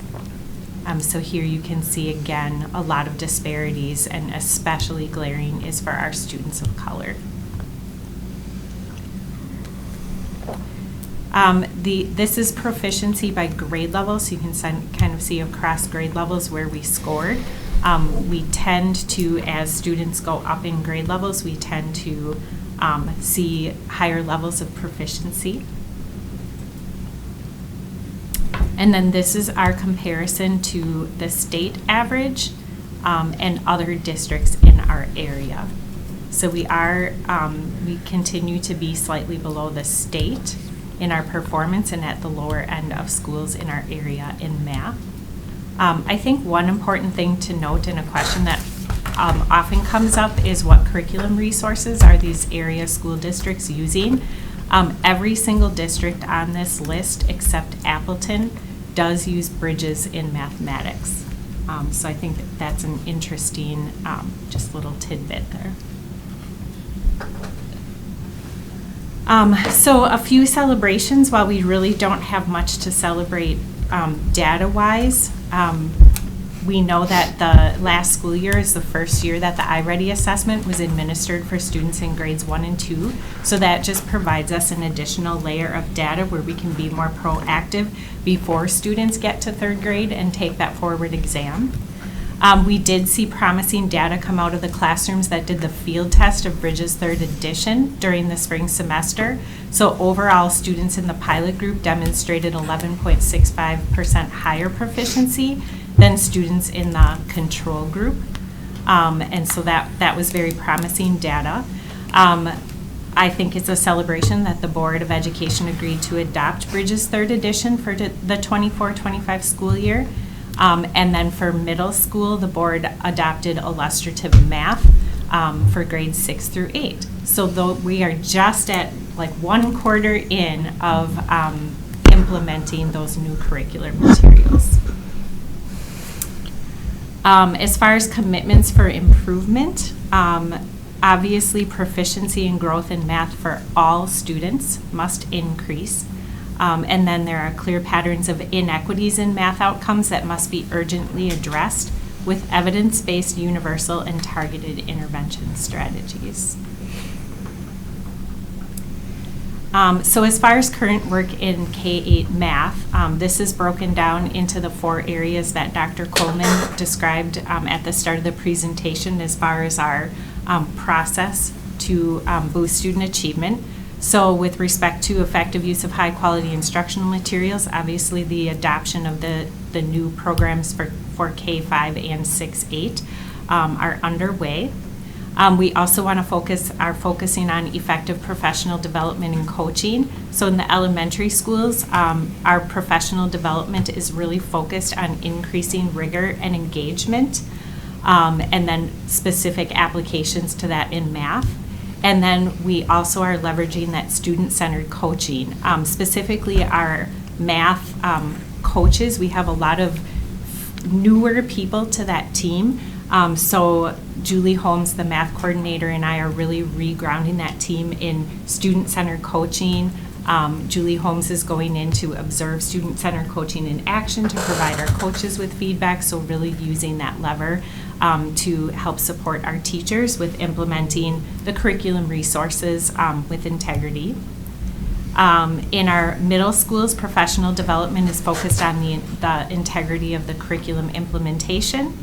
And then monthly walkthroughs and feedback from administrators and coordinators is being provided to the classroom teachers. In addition, the middle school math coordinator assists in department planning for math instruction. And then district-wide, we have the professional development using the Integrative Comprehensive Systems for Equity framework and culturally responsive practices. So that's really embedded in the equity plan that Anthony Miller laid out for the board last year. And so while this isn't necessarily specific to math, we do know that doing the equity work and really following that framework is going to be a key component for addressing our achievement gaps. In the area of strategic use of student learning and growth data, in the elementary school, we have a new tool for math data collection. We got feedback from teachers last year that they felt like they were spending so much time putting data in different places and entering data. So the data entry was taking up so much time, which meant they didn't have as much time to really be looking at that data and using that data. So we have a new program called Forefront Education that makes this really seamless and can house all of the math data in one place. And it's really easy to use. So we've been doing a lot of training around that for our teachers and our principals. We hold monthly math data meetings with each school. So that is Julie Holmes, myself, and the principal. Also at the elementary level, monthly grade level team meetings are being led by the math coaches to review student data and plan for instruction and intervention. And also the use of student data informs those student-centered coaching cycles for the elementary teachers. In the middle schools, there is a review of student iReady data by grade level and the use of that data through weekly checkpoints to drive instruction in the middle school. And then finally, meaningful educator feedback and evaluation. So Julie Holmes and I conduct observations of math instruction with the principal, with the principals in each of our schools. So we go in and observe an entire math lesson and talk about strengths and opportunities and provide feedback to teachers. And Jackie, I believe you and Jan Wagner are also doing that in the middle school classrooms with principals. We also have, as Dr. Coleman mentioned, the growth-focused educator effectiveness system with more frequent observations. And then at our level meetings with our principals, we're really doing a lot of professional development around effective feedback so that we're making sure that we're always focusing on growth based on how our students are performing. That concludes the information for our math workshop. Is it the will of the board that we continue with reading and then at the end take questions, or would you like to pause now? Does anyone have any questions right now on the math portion?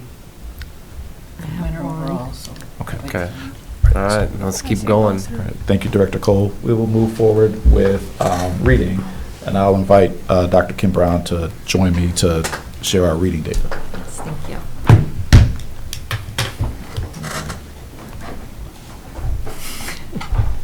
All right, so in reading, and you've got the clicker, okay.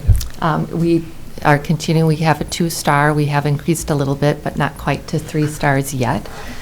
As you can see, the literacy goals that we have are the ones that are set in policy, and I know that the board is interested in coming back and taking a look to redo these now that we have new cut scores in Ford, and we'll be having new cut scores in iReady as well.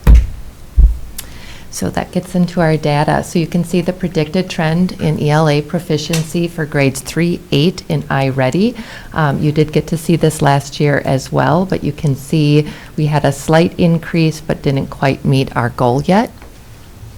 The predicted trend for the forward exam for grades 3-8, as you know from what Director Cole had shared, we do have a gap because of the cut scores that happened this year, but you can see where we are with that, and we'll continue that data as this new place that we're starting in. So here's the ELA proficiency disaggregated.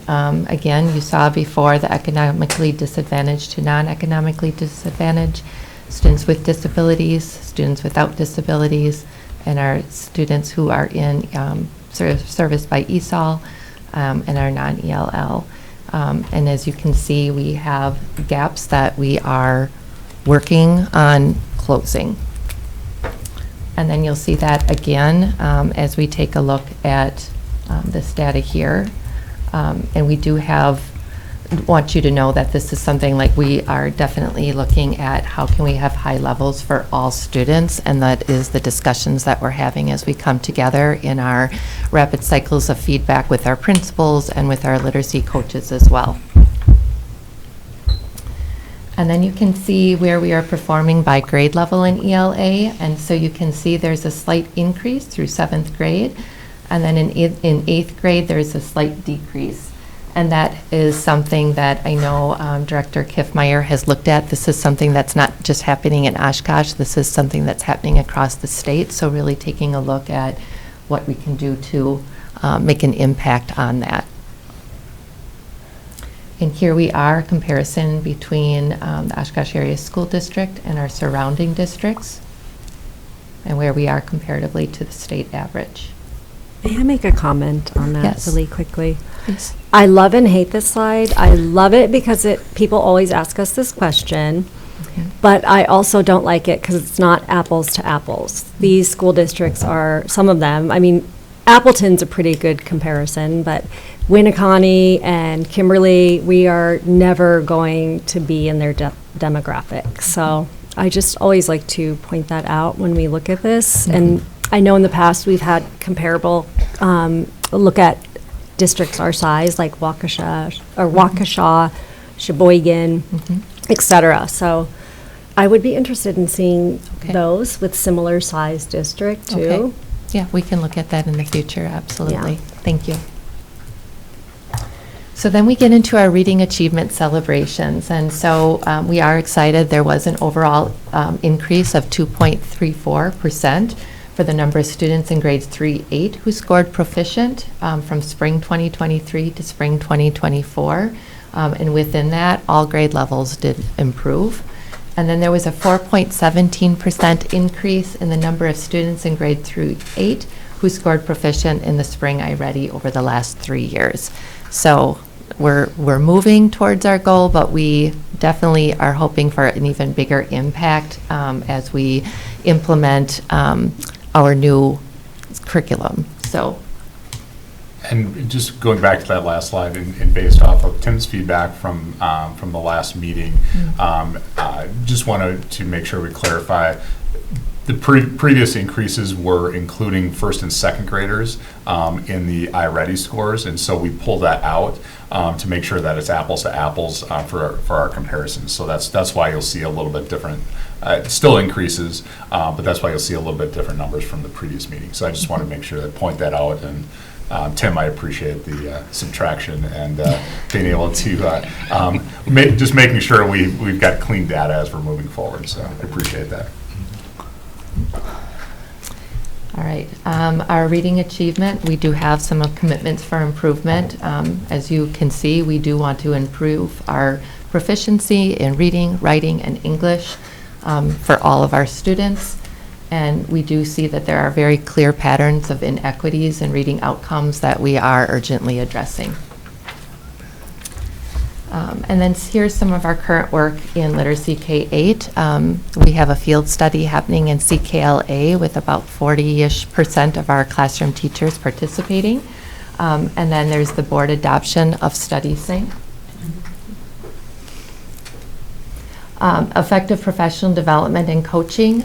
We do have the K-5 professional development focused on increasing rigor and engagement, and that's getting really exciting to see what's happening in our professional development and what teachers are bringing back into the classroom right now. So good news there. K-5 student-centered coaching is taking place. And as Director Cole had mentioned, the same as Julie Holmes coming into the math IST, Dr. Kuhop is doing the same thing with our literacy IST and coming to the meetings to truly hear about the student-centered coaching and looking at the data with them. Then we have the Early Reading Project Partnership. That is a partnership that we are currently involved in with DPI, and that is supporting us to continually improve the quality of our instruction for early literacy learning and ultimately to achieve equitable outcomes for all learners. And this is really happening for our students who are marginalized and especially with our students who have IEPs. In 6-8, our main focus is on the professional development of understanding and applying the tools in StudySync. We know that our curriculum is only good as how we can apply it and implement it. So really having intense focus on understanding and applying the tools and the scaffolds that are built into StudySync. And then also another focus is intentional training training on our curriculum for our special education teachers and our ESOL teachers. So they kind of got some piecemeal training last year. But as we know that we're trying to close our achievement gaps, we know that intentional training for those specialists in those areas are super critical. And then the other intentional training that we are doing is having our paraprofessionals who work to support our students in some of our targeted populations be able to understand how to use the embedded scaffolds within StudySync, because if they don't know how to use them, they're not supporting our students with those scaffolds. And so having our paraprofessionals purposefully trained on that is important in that process. And so we do believe that that's going to help impact closing some of our gaps. And then again, same as we are in math, the district-wide development of the ICS, and Anthony Miller was a huge part of the rollout, and then the support as another layer for not only our principals but our exec team as well in that process. And I think one of the big keys is many people have heard ICS, and we've been working on ICS for a while. Some of that interruption that we had with COVID kind of paused some of that work of not having intentionality around it, and we've reframed and refocused that in like a reset button. Okay, and under the strategic use of student learning and growth data, we're continuing our monthly common formative assessments. We have our rapid cycles of improvement that we are having our literacy coaches do with the teachers, and then the principals are working through that rapid cycle with the literacy coaches and the principals, and then us as directors, and then we go on and share that with Dr. Coleman. And then he shares that with Dr. Davis. So it's a full cycle each month. We are continuing our explicit and systematic phonics and foundational literacy instruction in early grades. And then in 6-8, one of the big pieces is making sure that we're reviewing that student data during our common planning time and targeting that small group instruction to identify the scaffolds that our students need that are embedded into StudySync. And then I'm going to let Director Miller talk a little bit about the Summer Lift program, because that was part of his brainchild with Dr. Kuhop. Yeah. Dr. Kuhop. Before I tell you all about it, I do want to make sure that I thank the educators that provided support to our students. Amy Sippert, Cheryl Elliott, Jennifer Kautzer, and Tracy Hawley. And huge thank you to Linda Kuhop and Zachary Starkey for their role in making this happen. So the Summer Lift program was our 5-week course that was crafted to provide equitable opportunity for students, specifically regarding literacy. Over the 5 weeks, students received an additional 20 hours of focused literacy instruction. Students were identified based on their iReady data from the 2023-2024 school year. Students were placed in small, intimate groups with students who had similar needs, such as fluency in their phonemic awareness. For students who needed it, we did provide transportation via City Cab, and we also hosted a orientation for parents to make sure that they were aware of what their students were partaking in. And we do plan on having another summer lift program this upcoming school year, and getting the word out a little bit sooner so that we can capture more students to provide these supports for. Okay, and then there's the meaningful educator feedback and evaluation. So the rapid observation cycles with the principal, that is different than rapid cycles of improvement. That's where the principals are going in and doing observations and giving feedback to teachers, and they have more cycles of that happening. And then we have K-5 literacy observations with feedback, and then at the 6-8 level, monthly walkthroughs and feedback from the administrator and coordinators with the classroom teachers. So I'll just reiterate that the district has identified literacy as a key priority for student achievement, not only in their reading classes, but really in all content areas, and particularly those that require students to interact with reading and text to be successful. This is not a commitment that we take lightly, and again, I want to reiterate my appreciation for the board for its support and our direction that we're moving in with providing high-quality instructional materials for reading in our elementary schools and in our middle schools. We began the implementation of our elementary field study this year, and our adoption of StudySync occurred toward the end of last year. So as we're looking in the rearview mirror, just want to put into context where we are in our timeline with the implementation of new and improved high-quality instructional materials and strategies to support the implementation of those materials. At this time, before we move on to our workshop on ACT, are there any questions for the board pertaining to the literacy presentation that was shared, or is it the will of the board to hold those until the end? All right, we'll Keep rolling. Keep rolling. All right. So our next core area that falls under our learning and academic domain is our composite ACT score. And that is the American College Test, which is designed to measure our post-secondary readiness. As a district, I do think it's important that we recognize that our ACT data is a culmination of the district work from pre-K through 11th grade. So I think it's important, we have snapshots along the way and we have measures along the way, but that we know that all learners don't learn at the same pace and at the same time. And so looking at that ACT data as a really big picture is helpful. And that's a culminating effort of all of our supports that are in place from pre-K all the way through 11th grade. The exciting news about that is we do have growth in readiness in both math and ELA on the ACT. We fall within the 3-star domain. We have an 18.9 as our composite, which is up from last year. And the celebration is that in all areas of our ACT, we have gone up. And what you maybe noticed on one of the original slides is we talked about cut scores changing in the forward test. The DPI changed the proficiency cut scores in our ACT, but not the readiness scores. And so I think there's a distinction. So when you hear me talk about percents of increase, it's on the readiness and not the proficiency. So I think that's an important delineation that we make as we work through this. The next slide that we have is our trend kind of data on ACT composite. You can see that over the last couple of years we've been either stagnant or trending down, and now we're hopefully on that up scale again to be moving forward, that upward trend. This slide is just simply talking about showing the overall score in each of the areas that they measure. I just want to draw attention that our reading score is at a 19, which is around the state average for that. And if you notice, our English score is that 17.5, and so one of the key indicators that we identified is not so much that our students can't necessarily read, but in the English and ELA area, it's that grammar and that structure piece that they need to have some more work on. So that's a key area that we identified.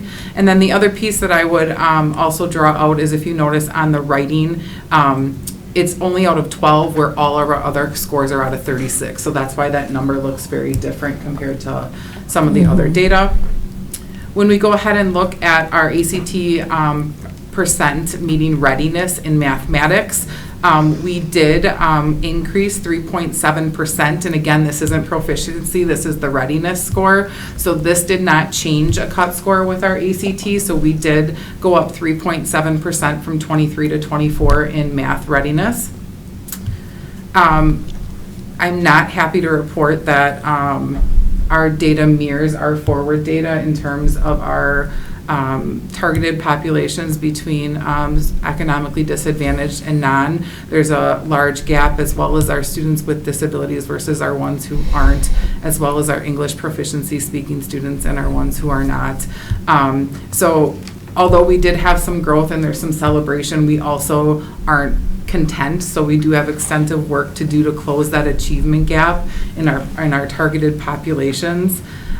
With that, I do feel that our ICS work as a system and the support of our principals, our school equity team, Anthony Miller, and then our commitment as A central office is going to help support those targeted focus groups.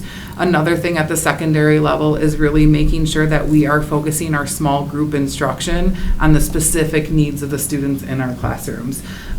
There's a heavy focus on small group instruction in elementary, and that sort of kind of pulled away a little bit in secondary, so reworking with our teachers to build that into their instruction and their classroom work time. The next slide is our proficiency based on disaggregated by ethnicity. Again, we mirror the same data that you saw, and our Black and Brown students are the ones where we can see have our largest gaps, that we have work to do on that. And I just want to be clear that we are responsible for our student outcomes, so we know that this is something that we own and we need to commit to continue to work on. This next slide has to do with our benchmark readiness for our ELA. So just like I talked about math readiness, we did increase 2.5%. And as you can see, we were on a significant decline for a while in terms of readiness. And there's been no change in the cut scores on this. So hopefully this is the start of our upward trend and continual growth back to some of the readiness that we had earlier on. This slide is our disaggregated data for ELA proficiency. Again, that mirrors the same outcomes that you saw in math, as well as in our forward data. So you can go to the next one too. So this one is with our ethnicity. Again, it mirrors the same image that we have. So what are our celebrations? I talked about it already, but increases in every academic area in the ACT is important to recognize. I also our increase in readiness in ELA at 2.5% and math as 3.7%. But as we have some things to look at and celebrate, again, our commitments for improvement on the composite score is readiness and proficiency for all high school standards must be increased for all of our students. And then again, addressing those patterns of inequity in both math and English. So just like in math and literacy outcomes, we target those 4 key areas of high quality instruction, professional development and coaching, use of student data and feedback. And so our current instructional materials is CPM at the high school. And then one of the big keys is now that we have a universal curriculum for 6, 8, and hopefully soon K-5 adoption, that will have that alignment of that universal instruction so that all of our students feeding into the high schools will have that same base knowledge coming into, and then being able to sort of backwards design and plan some of the gaps that we need to fill for that. Effective professional development and coaching, just continuing to analyze our trends and patterns of skills to inform our priorities, using that to add practice within our current learning environments. So it's great that we know what our patterns are, but we got to do something about those and purposely plan to put that into place. So one of the big pieces that we are doing, I talked a little bit about that, was targeting the grammar as a focus in not just 9th grade, but also in 10th grade, and then sprinkled throughout. As well as in math, our high school teachers are incorporating some practice ACT questions on a weekly basis, 2 to 3 times a week, not just to expose our students, but also talk about, there's a lot of learning through students being able to see how other students solve and problem solve those answers, so be able to go through that and see that math discourse go on. So we're confident that that's going to help support that. The other targeted area that we are tackling when it comes to the ACT is purposely helping our math teachers with the 3 reads approach in terms of how to attack reading a math problem and taking out the data that you need to do, because it's a specific targeted skill that they need to make sure that they can do. And then also the Desmo calculator is what's embedded into our ACT. That's what they use. Well, if our kids aren't practicing that on a regular basis, that can be part of some error issues that, and they're already under a lot of stress, so let's take some of that off. So it's a tool that they're used to using. And then again, other work that we are doing on professional development is making sure that our grading practices and assessments are equitable by courses. And again, the district-wide ICS work that we are implementing at the secondary level as well. And then strategies for student learning and growth data is really evaluating the rigor and engagement within our specialized courses at our high school. And when I talk about specialized courses, those are courses to help support some of our, maybe our newcomer students or our students with special education services. So making sure that that rigor and that engagement as well is being analyzed, because if we want to close those gaps, we know that having them have exposure and practice in our universal standards and practices are super important. So making sure that we're doing that, as well as in other courses and subsets like our Project Phoenix and our Excel, which are at both of our high schools. And then I guess the last part I would just touch on is the meaningful educator feedback and evaluation. I'm really excited about the opportunity to engage our instructional leaders, our principals at our buildings, in the work of effective feedback. We know that when you have meaningful and effective feedback, that's where we're going to see the largest growth area. And so the work that we have started with our all of our principals really, but as I talk about secondary, is really making sure that they understand what that feedback looks like, and making sure that they, have a claim, they have evidence, an impact statement, and then a question to support that learning and coming back to that. We're looking at being able to increase all of our educators through that practice.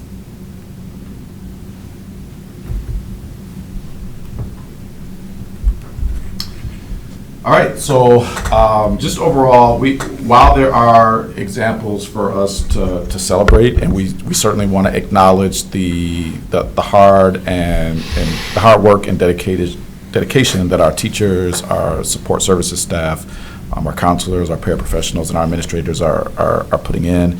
But again, we know that these results don't reflect our potential. They make the case for strong alignment, strong implementation of the new instructional materials that we are either field testing or recently adopted, and then supporting the use of those materials through quality professional development, feedback, and evaluation. And so we are maintaining our stance that we're responsible for everything in our control to promote student success through asset-based thinking and quality instructional strategies. So we've set rigorous goals and policy for reading, and we also have rigorous goals established for math, and we're supporting the growth toward those goals with a focus on rigor and engagement in our professional development and in our coaching. So we've identified universal literacy instructional materials for our elementary schools, and we've adopted StudySync as the universal curriculum and set of instructional materials for our middle schools. And then for our elementary schools, we've adopted the third edition of Bridges and Illustrative Math 360 for our middle schools. And we know that those are high-quality instructional materials that are aligned to the assessments that students take and aligned to standards that have been identified as essential in both in math for our elementary and middle school students. We also acknowledge that parent and community partners are essential and critical in our efforts to support literacy and math progress.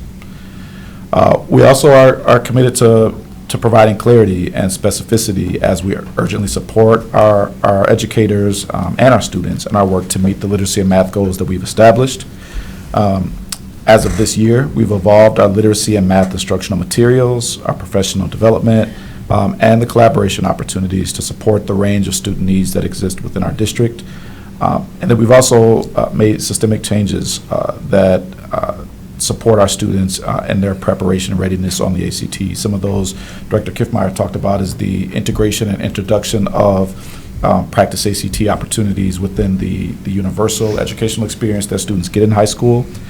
And we know that the growth that we're seeing, we attribute that to some of that early exposure for math and in ELA with those ACT practice opportunities.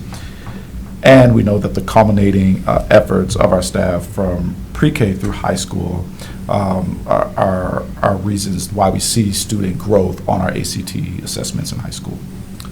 So we talked about a lot, and so we'll pause. I know that there are questions that you might have or feedback, and so we'll use this time now to answer questions or entertain feedback that you have. Who wants to go first? I know there's questions. I mean, I've got stuff. Molly? Sure. Okay, All well, right. okay.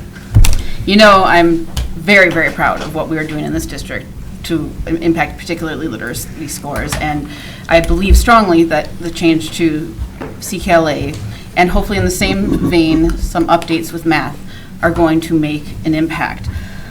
Our opportunity gap numbers are atrocious. This is, I mean, you all admit it, I understand that. But you tell me that we have this need to urgently address this, and yet what I hear doesn't sound particularly urgent to me. Even the idea of ICS has been around for 5 years. Our numbers are still terrible, and to me it looks like they're getting worse. Can you each give me an example of something big or small that you think that we are specifically doing to urgently address these disparities? Because, well, actually, I want to go specifically to say something, because our black and brown kids are just as smart as our white students. Our kids who are economically disadvantaged have as much potential as anybody who's not economically disadvantaged, but yet we are failing them. What are we doing about it? So I'll start with making reference to our professional development that places a focus on rigor and engagement. So we're raising expectations for instructional performance through our PD around rigor, but then also providing strategies and skills for our teachers to use around engaging all of our students, and especially our students who are racially diverse or linguistically diverse. And so increasing engagement for our black and brown students and our students who receive ESOL services, as well as our students who receive special education services, providing teachers with strategies, and not just our teachers, our leaders and our support staff with strategies to increase the engagement of our students in our target group so that they are participating in classes at higher levels with higher expectations for performance. I'll yield to the team to also provide more specificity around how we're addressing. Yeah, so I think when we talk about our common formative assessments, what we do is we meet with each principal, and they have a breakdown of every classroom teacher, every grade level with the students, and we actually dig into what the student data is showing us. And so if we're looking at trends of students, we're asking a lot of questions around what we're seeing with specific students. We're finding out what plan is in place, who's working with the child, how are they addressing it. So those conversations are very in-depth about how are we moving forward, and if there is not a plan, that's when we're saying, so what is the plan going to be to help support this child? So that is one that, I mean, it's looking at all kids, but it is specifically addressing the students who need the most growth. Yeah, and I'll speak to our cultural competence training around implicit bias. It's really important for us to understand that theory influences practice. So when we are talking about implicit bias and understanding the ways in which our educators view students of color or students with different abilities or who receive specialized services, it doesn't matter what instructional materials we are putting in front of them. If they don't believe the students are capable, then those things that we are putting in front of students will be rendered ineffective. So our implicit bias training is something that I can point to directly. I think I mentioned this already, but at the secondary level, truly targeting small group instruction and using our common formative assessments to form targeted instructed groups is something that's a focus at our middle school level and our high school level, and then purposely planning in our common planning time, how are we meeting the needs of those students within that small group instruction, and that support from our instructional support teachers, that support from our coordinator level, that support from our director and principal levels. So really wrapping around that to target that instruction, that is a huge focus at the secondary level.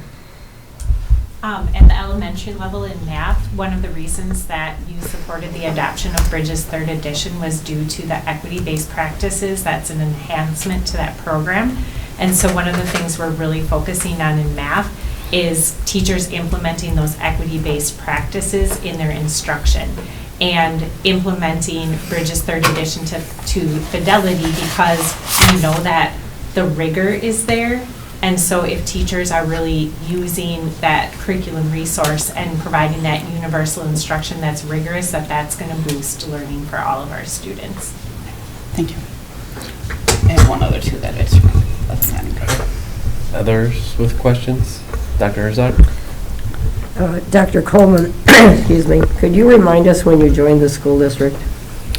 Yes, I joined the school district in July of 2023. That's what I thought. So basically, 3 semesters, you have worked with staff, and I appreciate what you and your colleagues have done in terms of informing the board, excuse me, of the fact that our math instructional materials were not in alignment with where they needed to be in terms of how we're going to assess kids. And similarly, we had to do more with reading instruction, especially in the area of phonological awareness, phonics, and vocabulary. So in 3 semesters, I think you've done a great job. I do, however, echo Mrs. Smeltlake's concerns over our disaggregated data. If I look at slide 41, for example, in your presentation, it gives a 1-year snapshot of where we are with those various groups. It would be helpful for me to know, from a trend perspective, what's been happening over the last 3 or 4 years, because, or 3 to 5 years, because as Mrs. Smeltlake pointed out, it doesn't look like we're making progress with these subgroups. And I look at these and I think, if I had children who came from an economically disadvantaged home, or students with disabilities, or ELL students, I would not be happy with these 30 to 40% gaps. And I know you talked about urgency and significant and persistent gaps in math and reading scores are there that must be urgently and systematically addressed. We have to start seeing some big changes here. I've been on the board a number of years, and we hear this year after year. We have these plans, which I celebrate, but we have to see results. There are children behind each of these scores. Children who we say we're going to work with and get them college, career, and community ready, but are really doing them a disservice in that if they're graduating with these kinds of numbers, are they just graduation ready, or are they truly going to be able to support themselves, go on to higher ed, and be contributing members of society? Or are we just turning out kids who will be able to get a minimum wage job, and that's going to limit them? So I worry about those things. I wonder about those things. And next year, when you come back, I would like to see some increases in those lower numbers. All kids in the state of Wisconsin, according to the state constitution, are entitled to a free and public education, free and appropriate public education. I'm not sure it's appropriate when they are turning out scores at this level. And so I believe you have the resources you need. If not, you need to communicate to to our board, because we have wonderful professionals sitting before us tonight who work very hard. I don't question that for one iota. However, we need to see better growth than what we're seeing here. I share those sentiments, and I reiterate my appreciation for the board, to the board, for hearing us when we said we need to make significant investments in math and in literacy in our elementary and middle schools. And in my experience in the role of leading just district-wide instructional strategies, it is very uncommon for school boards to support the adoption or field tests of instructional materials in the same way that you all have, with math and reading in elementary and middle school at the same time. Usually it occurs on a cycle, and so being able to hit reset in the ways that we have, K through 8, in math and reading, that is significant, and we do anticipate seeing evidence of that investment benefiting our students. So we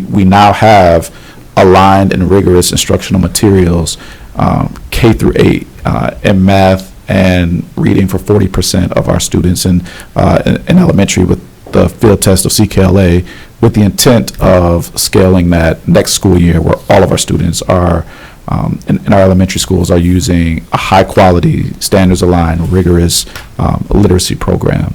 So I share those sentiments and those concerns, and am confident that the areas that we can control, so the instructional materials we use, the professional development and coaching that we provide, the use of our data, that those areas will result in improvement that we can celebrate. Well, excuse me, I want to reiterate, I think you've done a phenomenal job in what turns out to be roughly 3 semesters in our district. And so I'm grateful for that, and I applaud that. There's a lot to do here, and we really, this is one of many things that we need to get right, and that is the education of our kids. So if it's a matter of instructional resources, if it's time in terms of professional development, if it's human resources, then the board needs to be informed about that. But I would like to be at a point where I can say I'm really proud of our results here. And it's not about me, it's about the kids that are in our schools, the kids who are going to work in industry and maybe get an apprenticeship someplace, or be the one to work in the clinics and wherever. But I would just like to see an improvement in these scores for next year, and make sure that we see more than 1 year's worth of data moving forward, so we can see if we're making any progress. But I appreciate what you've done in 3 semesters. It's been phenomenal, so thank you for that. And your team. It's certainly been a team effort for sure. And again, I want to thank you and thank the board for taking this journey. This is a journey, and this is a starting point as we take this journey with this momentum, the structure that our system has evolved in, just with the support that principals have from directors. So there's been a lot of transition since July of 2023, and again, this is a part of our story of what our starting point would be, and the progress that we'll make as we take this journey. I think also, just to piggyback, as you only see 1 year's data here, because of our cut scores changing in proficiency, I just want to draw attention to that. That's why it's kind of like starting over. This is our starting point, because it just wouldn't be comparing apples to apples. So that's why you see 1 year in all of the slides on the disaggregated That piece. was my bad, I forgot about that piece. Thank you. Dr. S.? I mean, this is unfortunate in that I think last year around this time we saw the forward exam results, and the board was very disappointed in it and asked for, I think, a strategic plan for how we were going to move forward. And I think this was the component that we were most excited by. These results are the ones that really tell us and allow us to have some sense of accountability for what you all are doing. I think in June, yes, we already saw the iReady results, so that isn't new for us at all.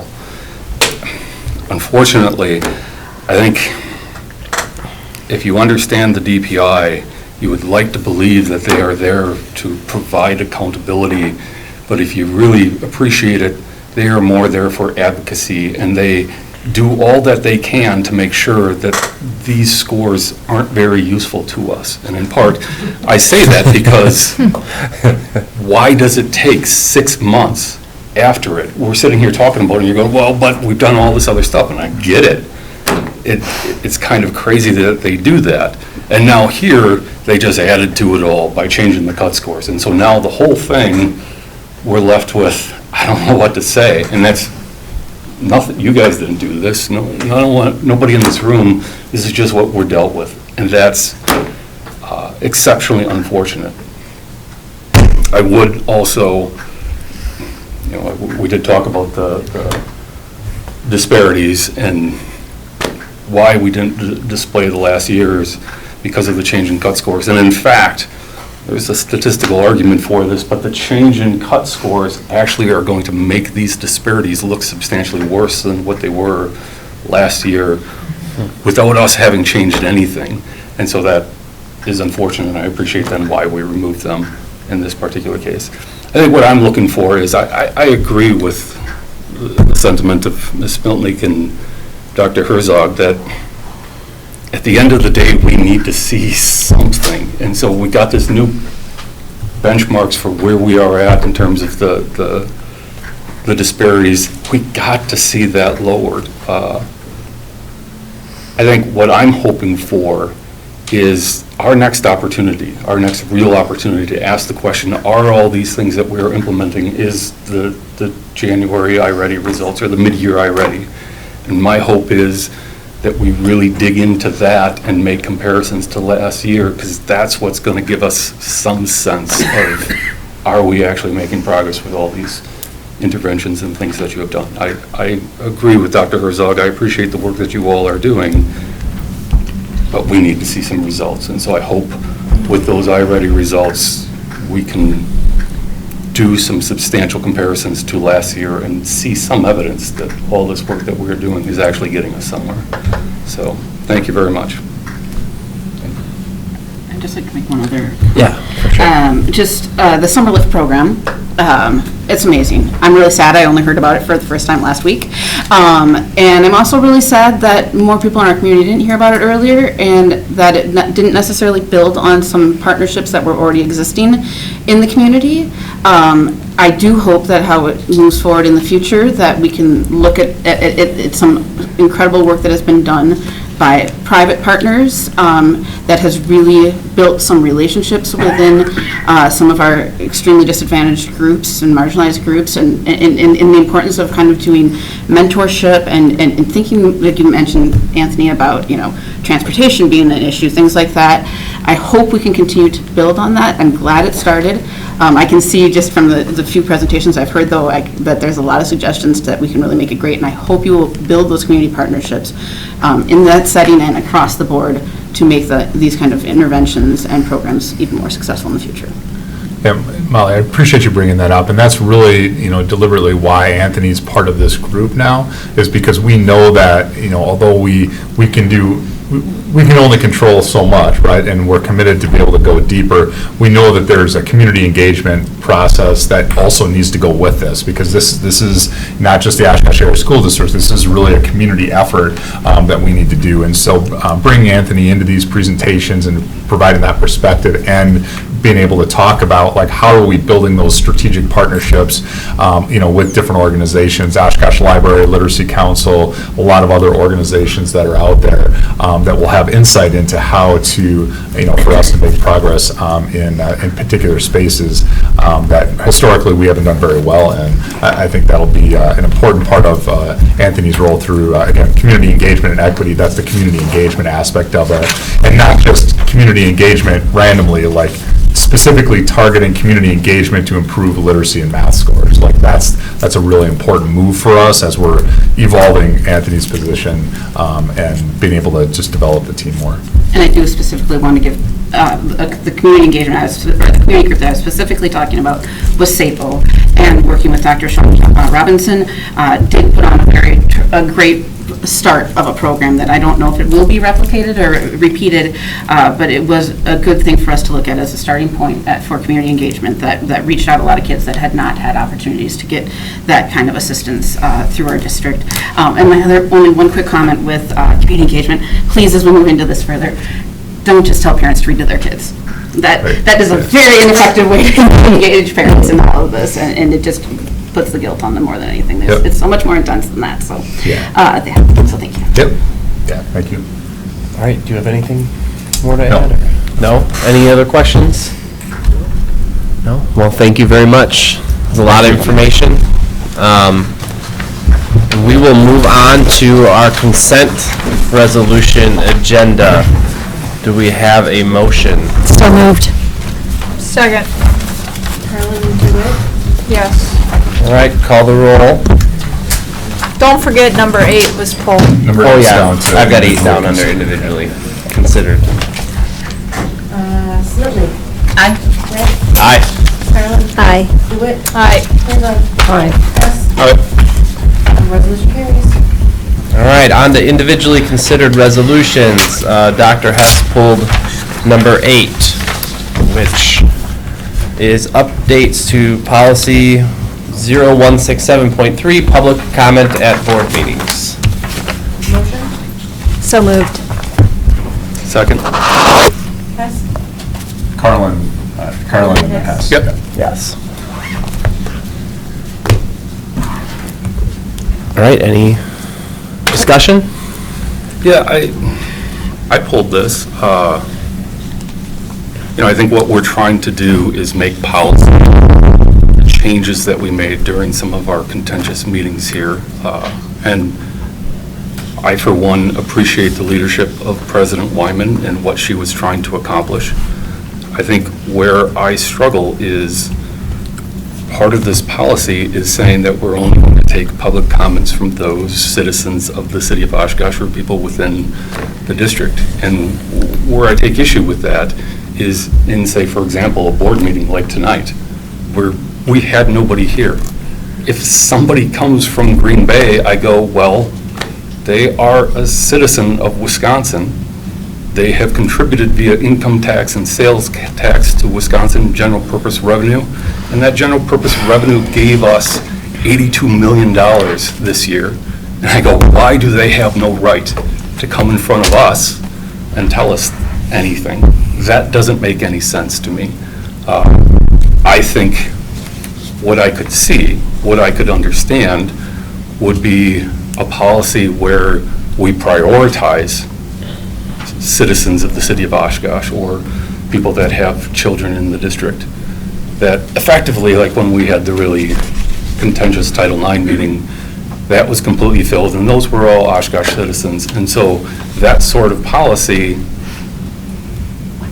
would have effectively given us what we achieved at that particular meeting.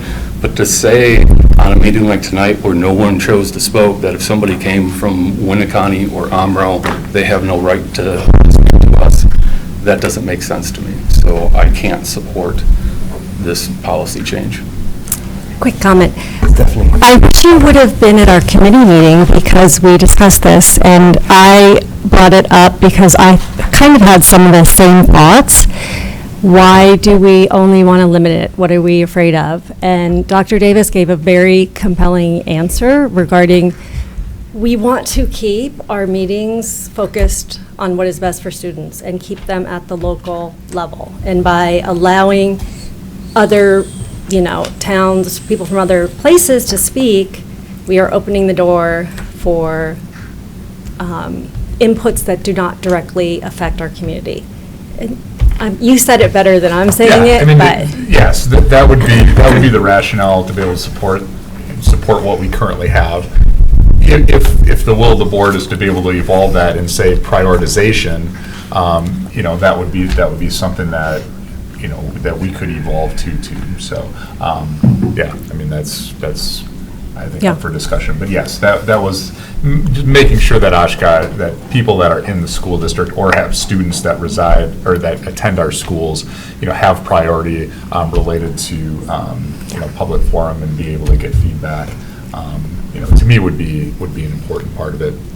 But again, we're learning as we go, right? And so that evolution is ongoing. So. I think it's important to me to hear from our constituents, and I think it's important that we did make sure to account for the fact that there will be students anyone who may have a student in the districts that's from an out-of-enrollment area, or anyone who lives within our enrollment boundaries. Those are the people the input that we need to hear from. And I think on many issues there are I work in advocacy groups, and I just kind of think in the world that we're living in right now, we need to prioritize who our constituencies are.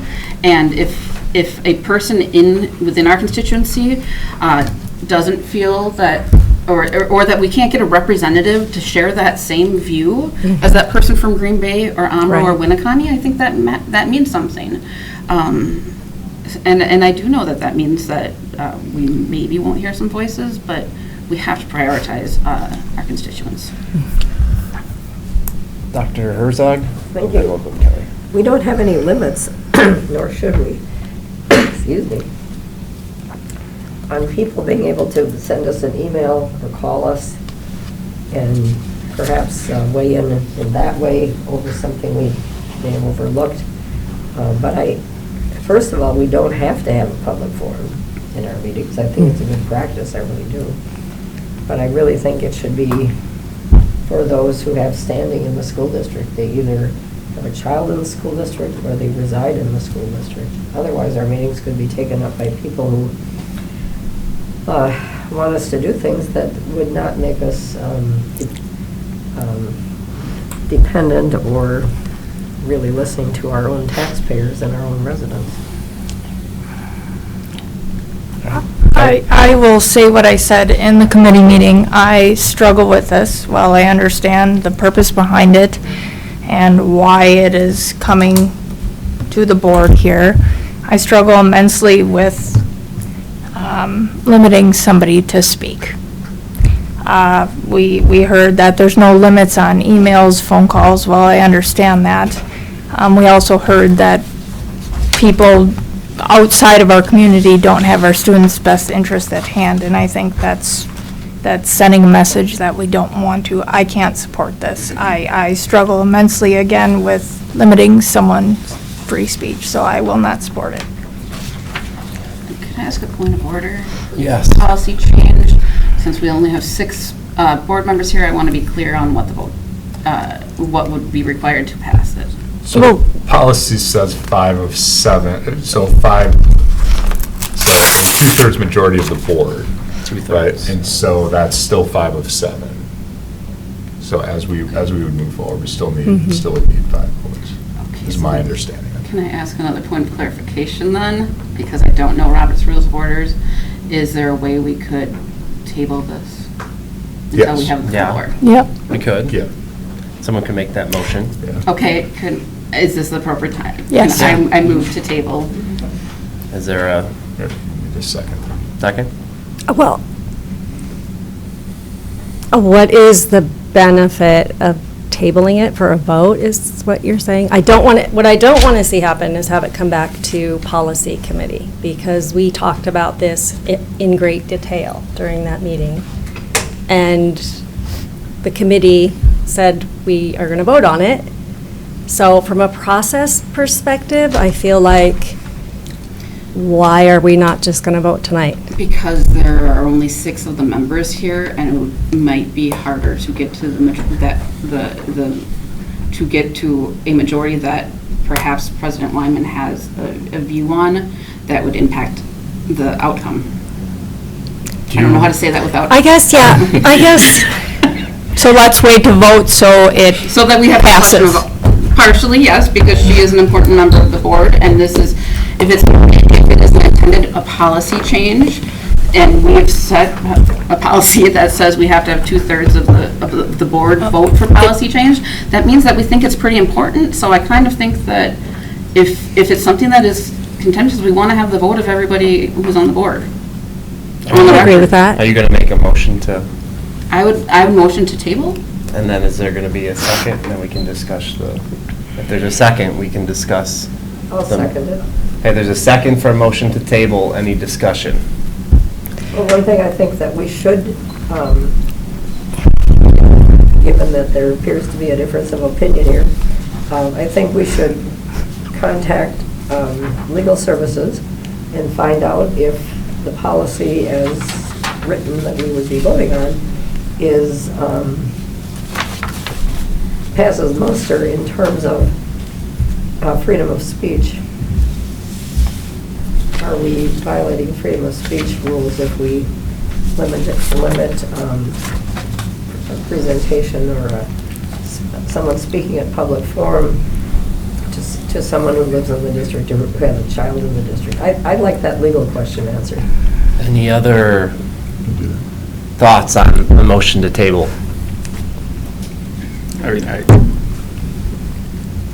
We're in a parliamentary position here. This is the type of things that we do. So if we want to table it, I can support that. I'm not.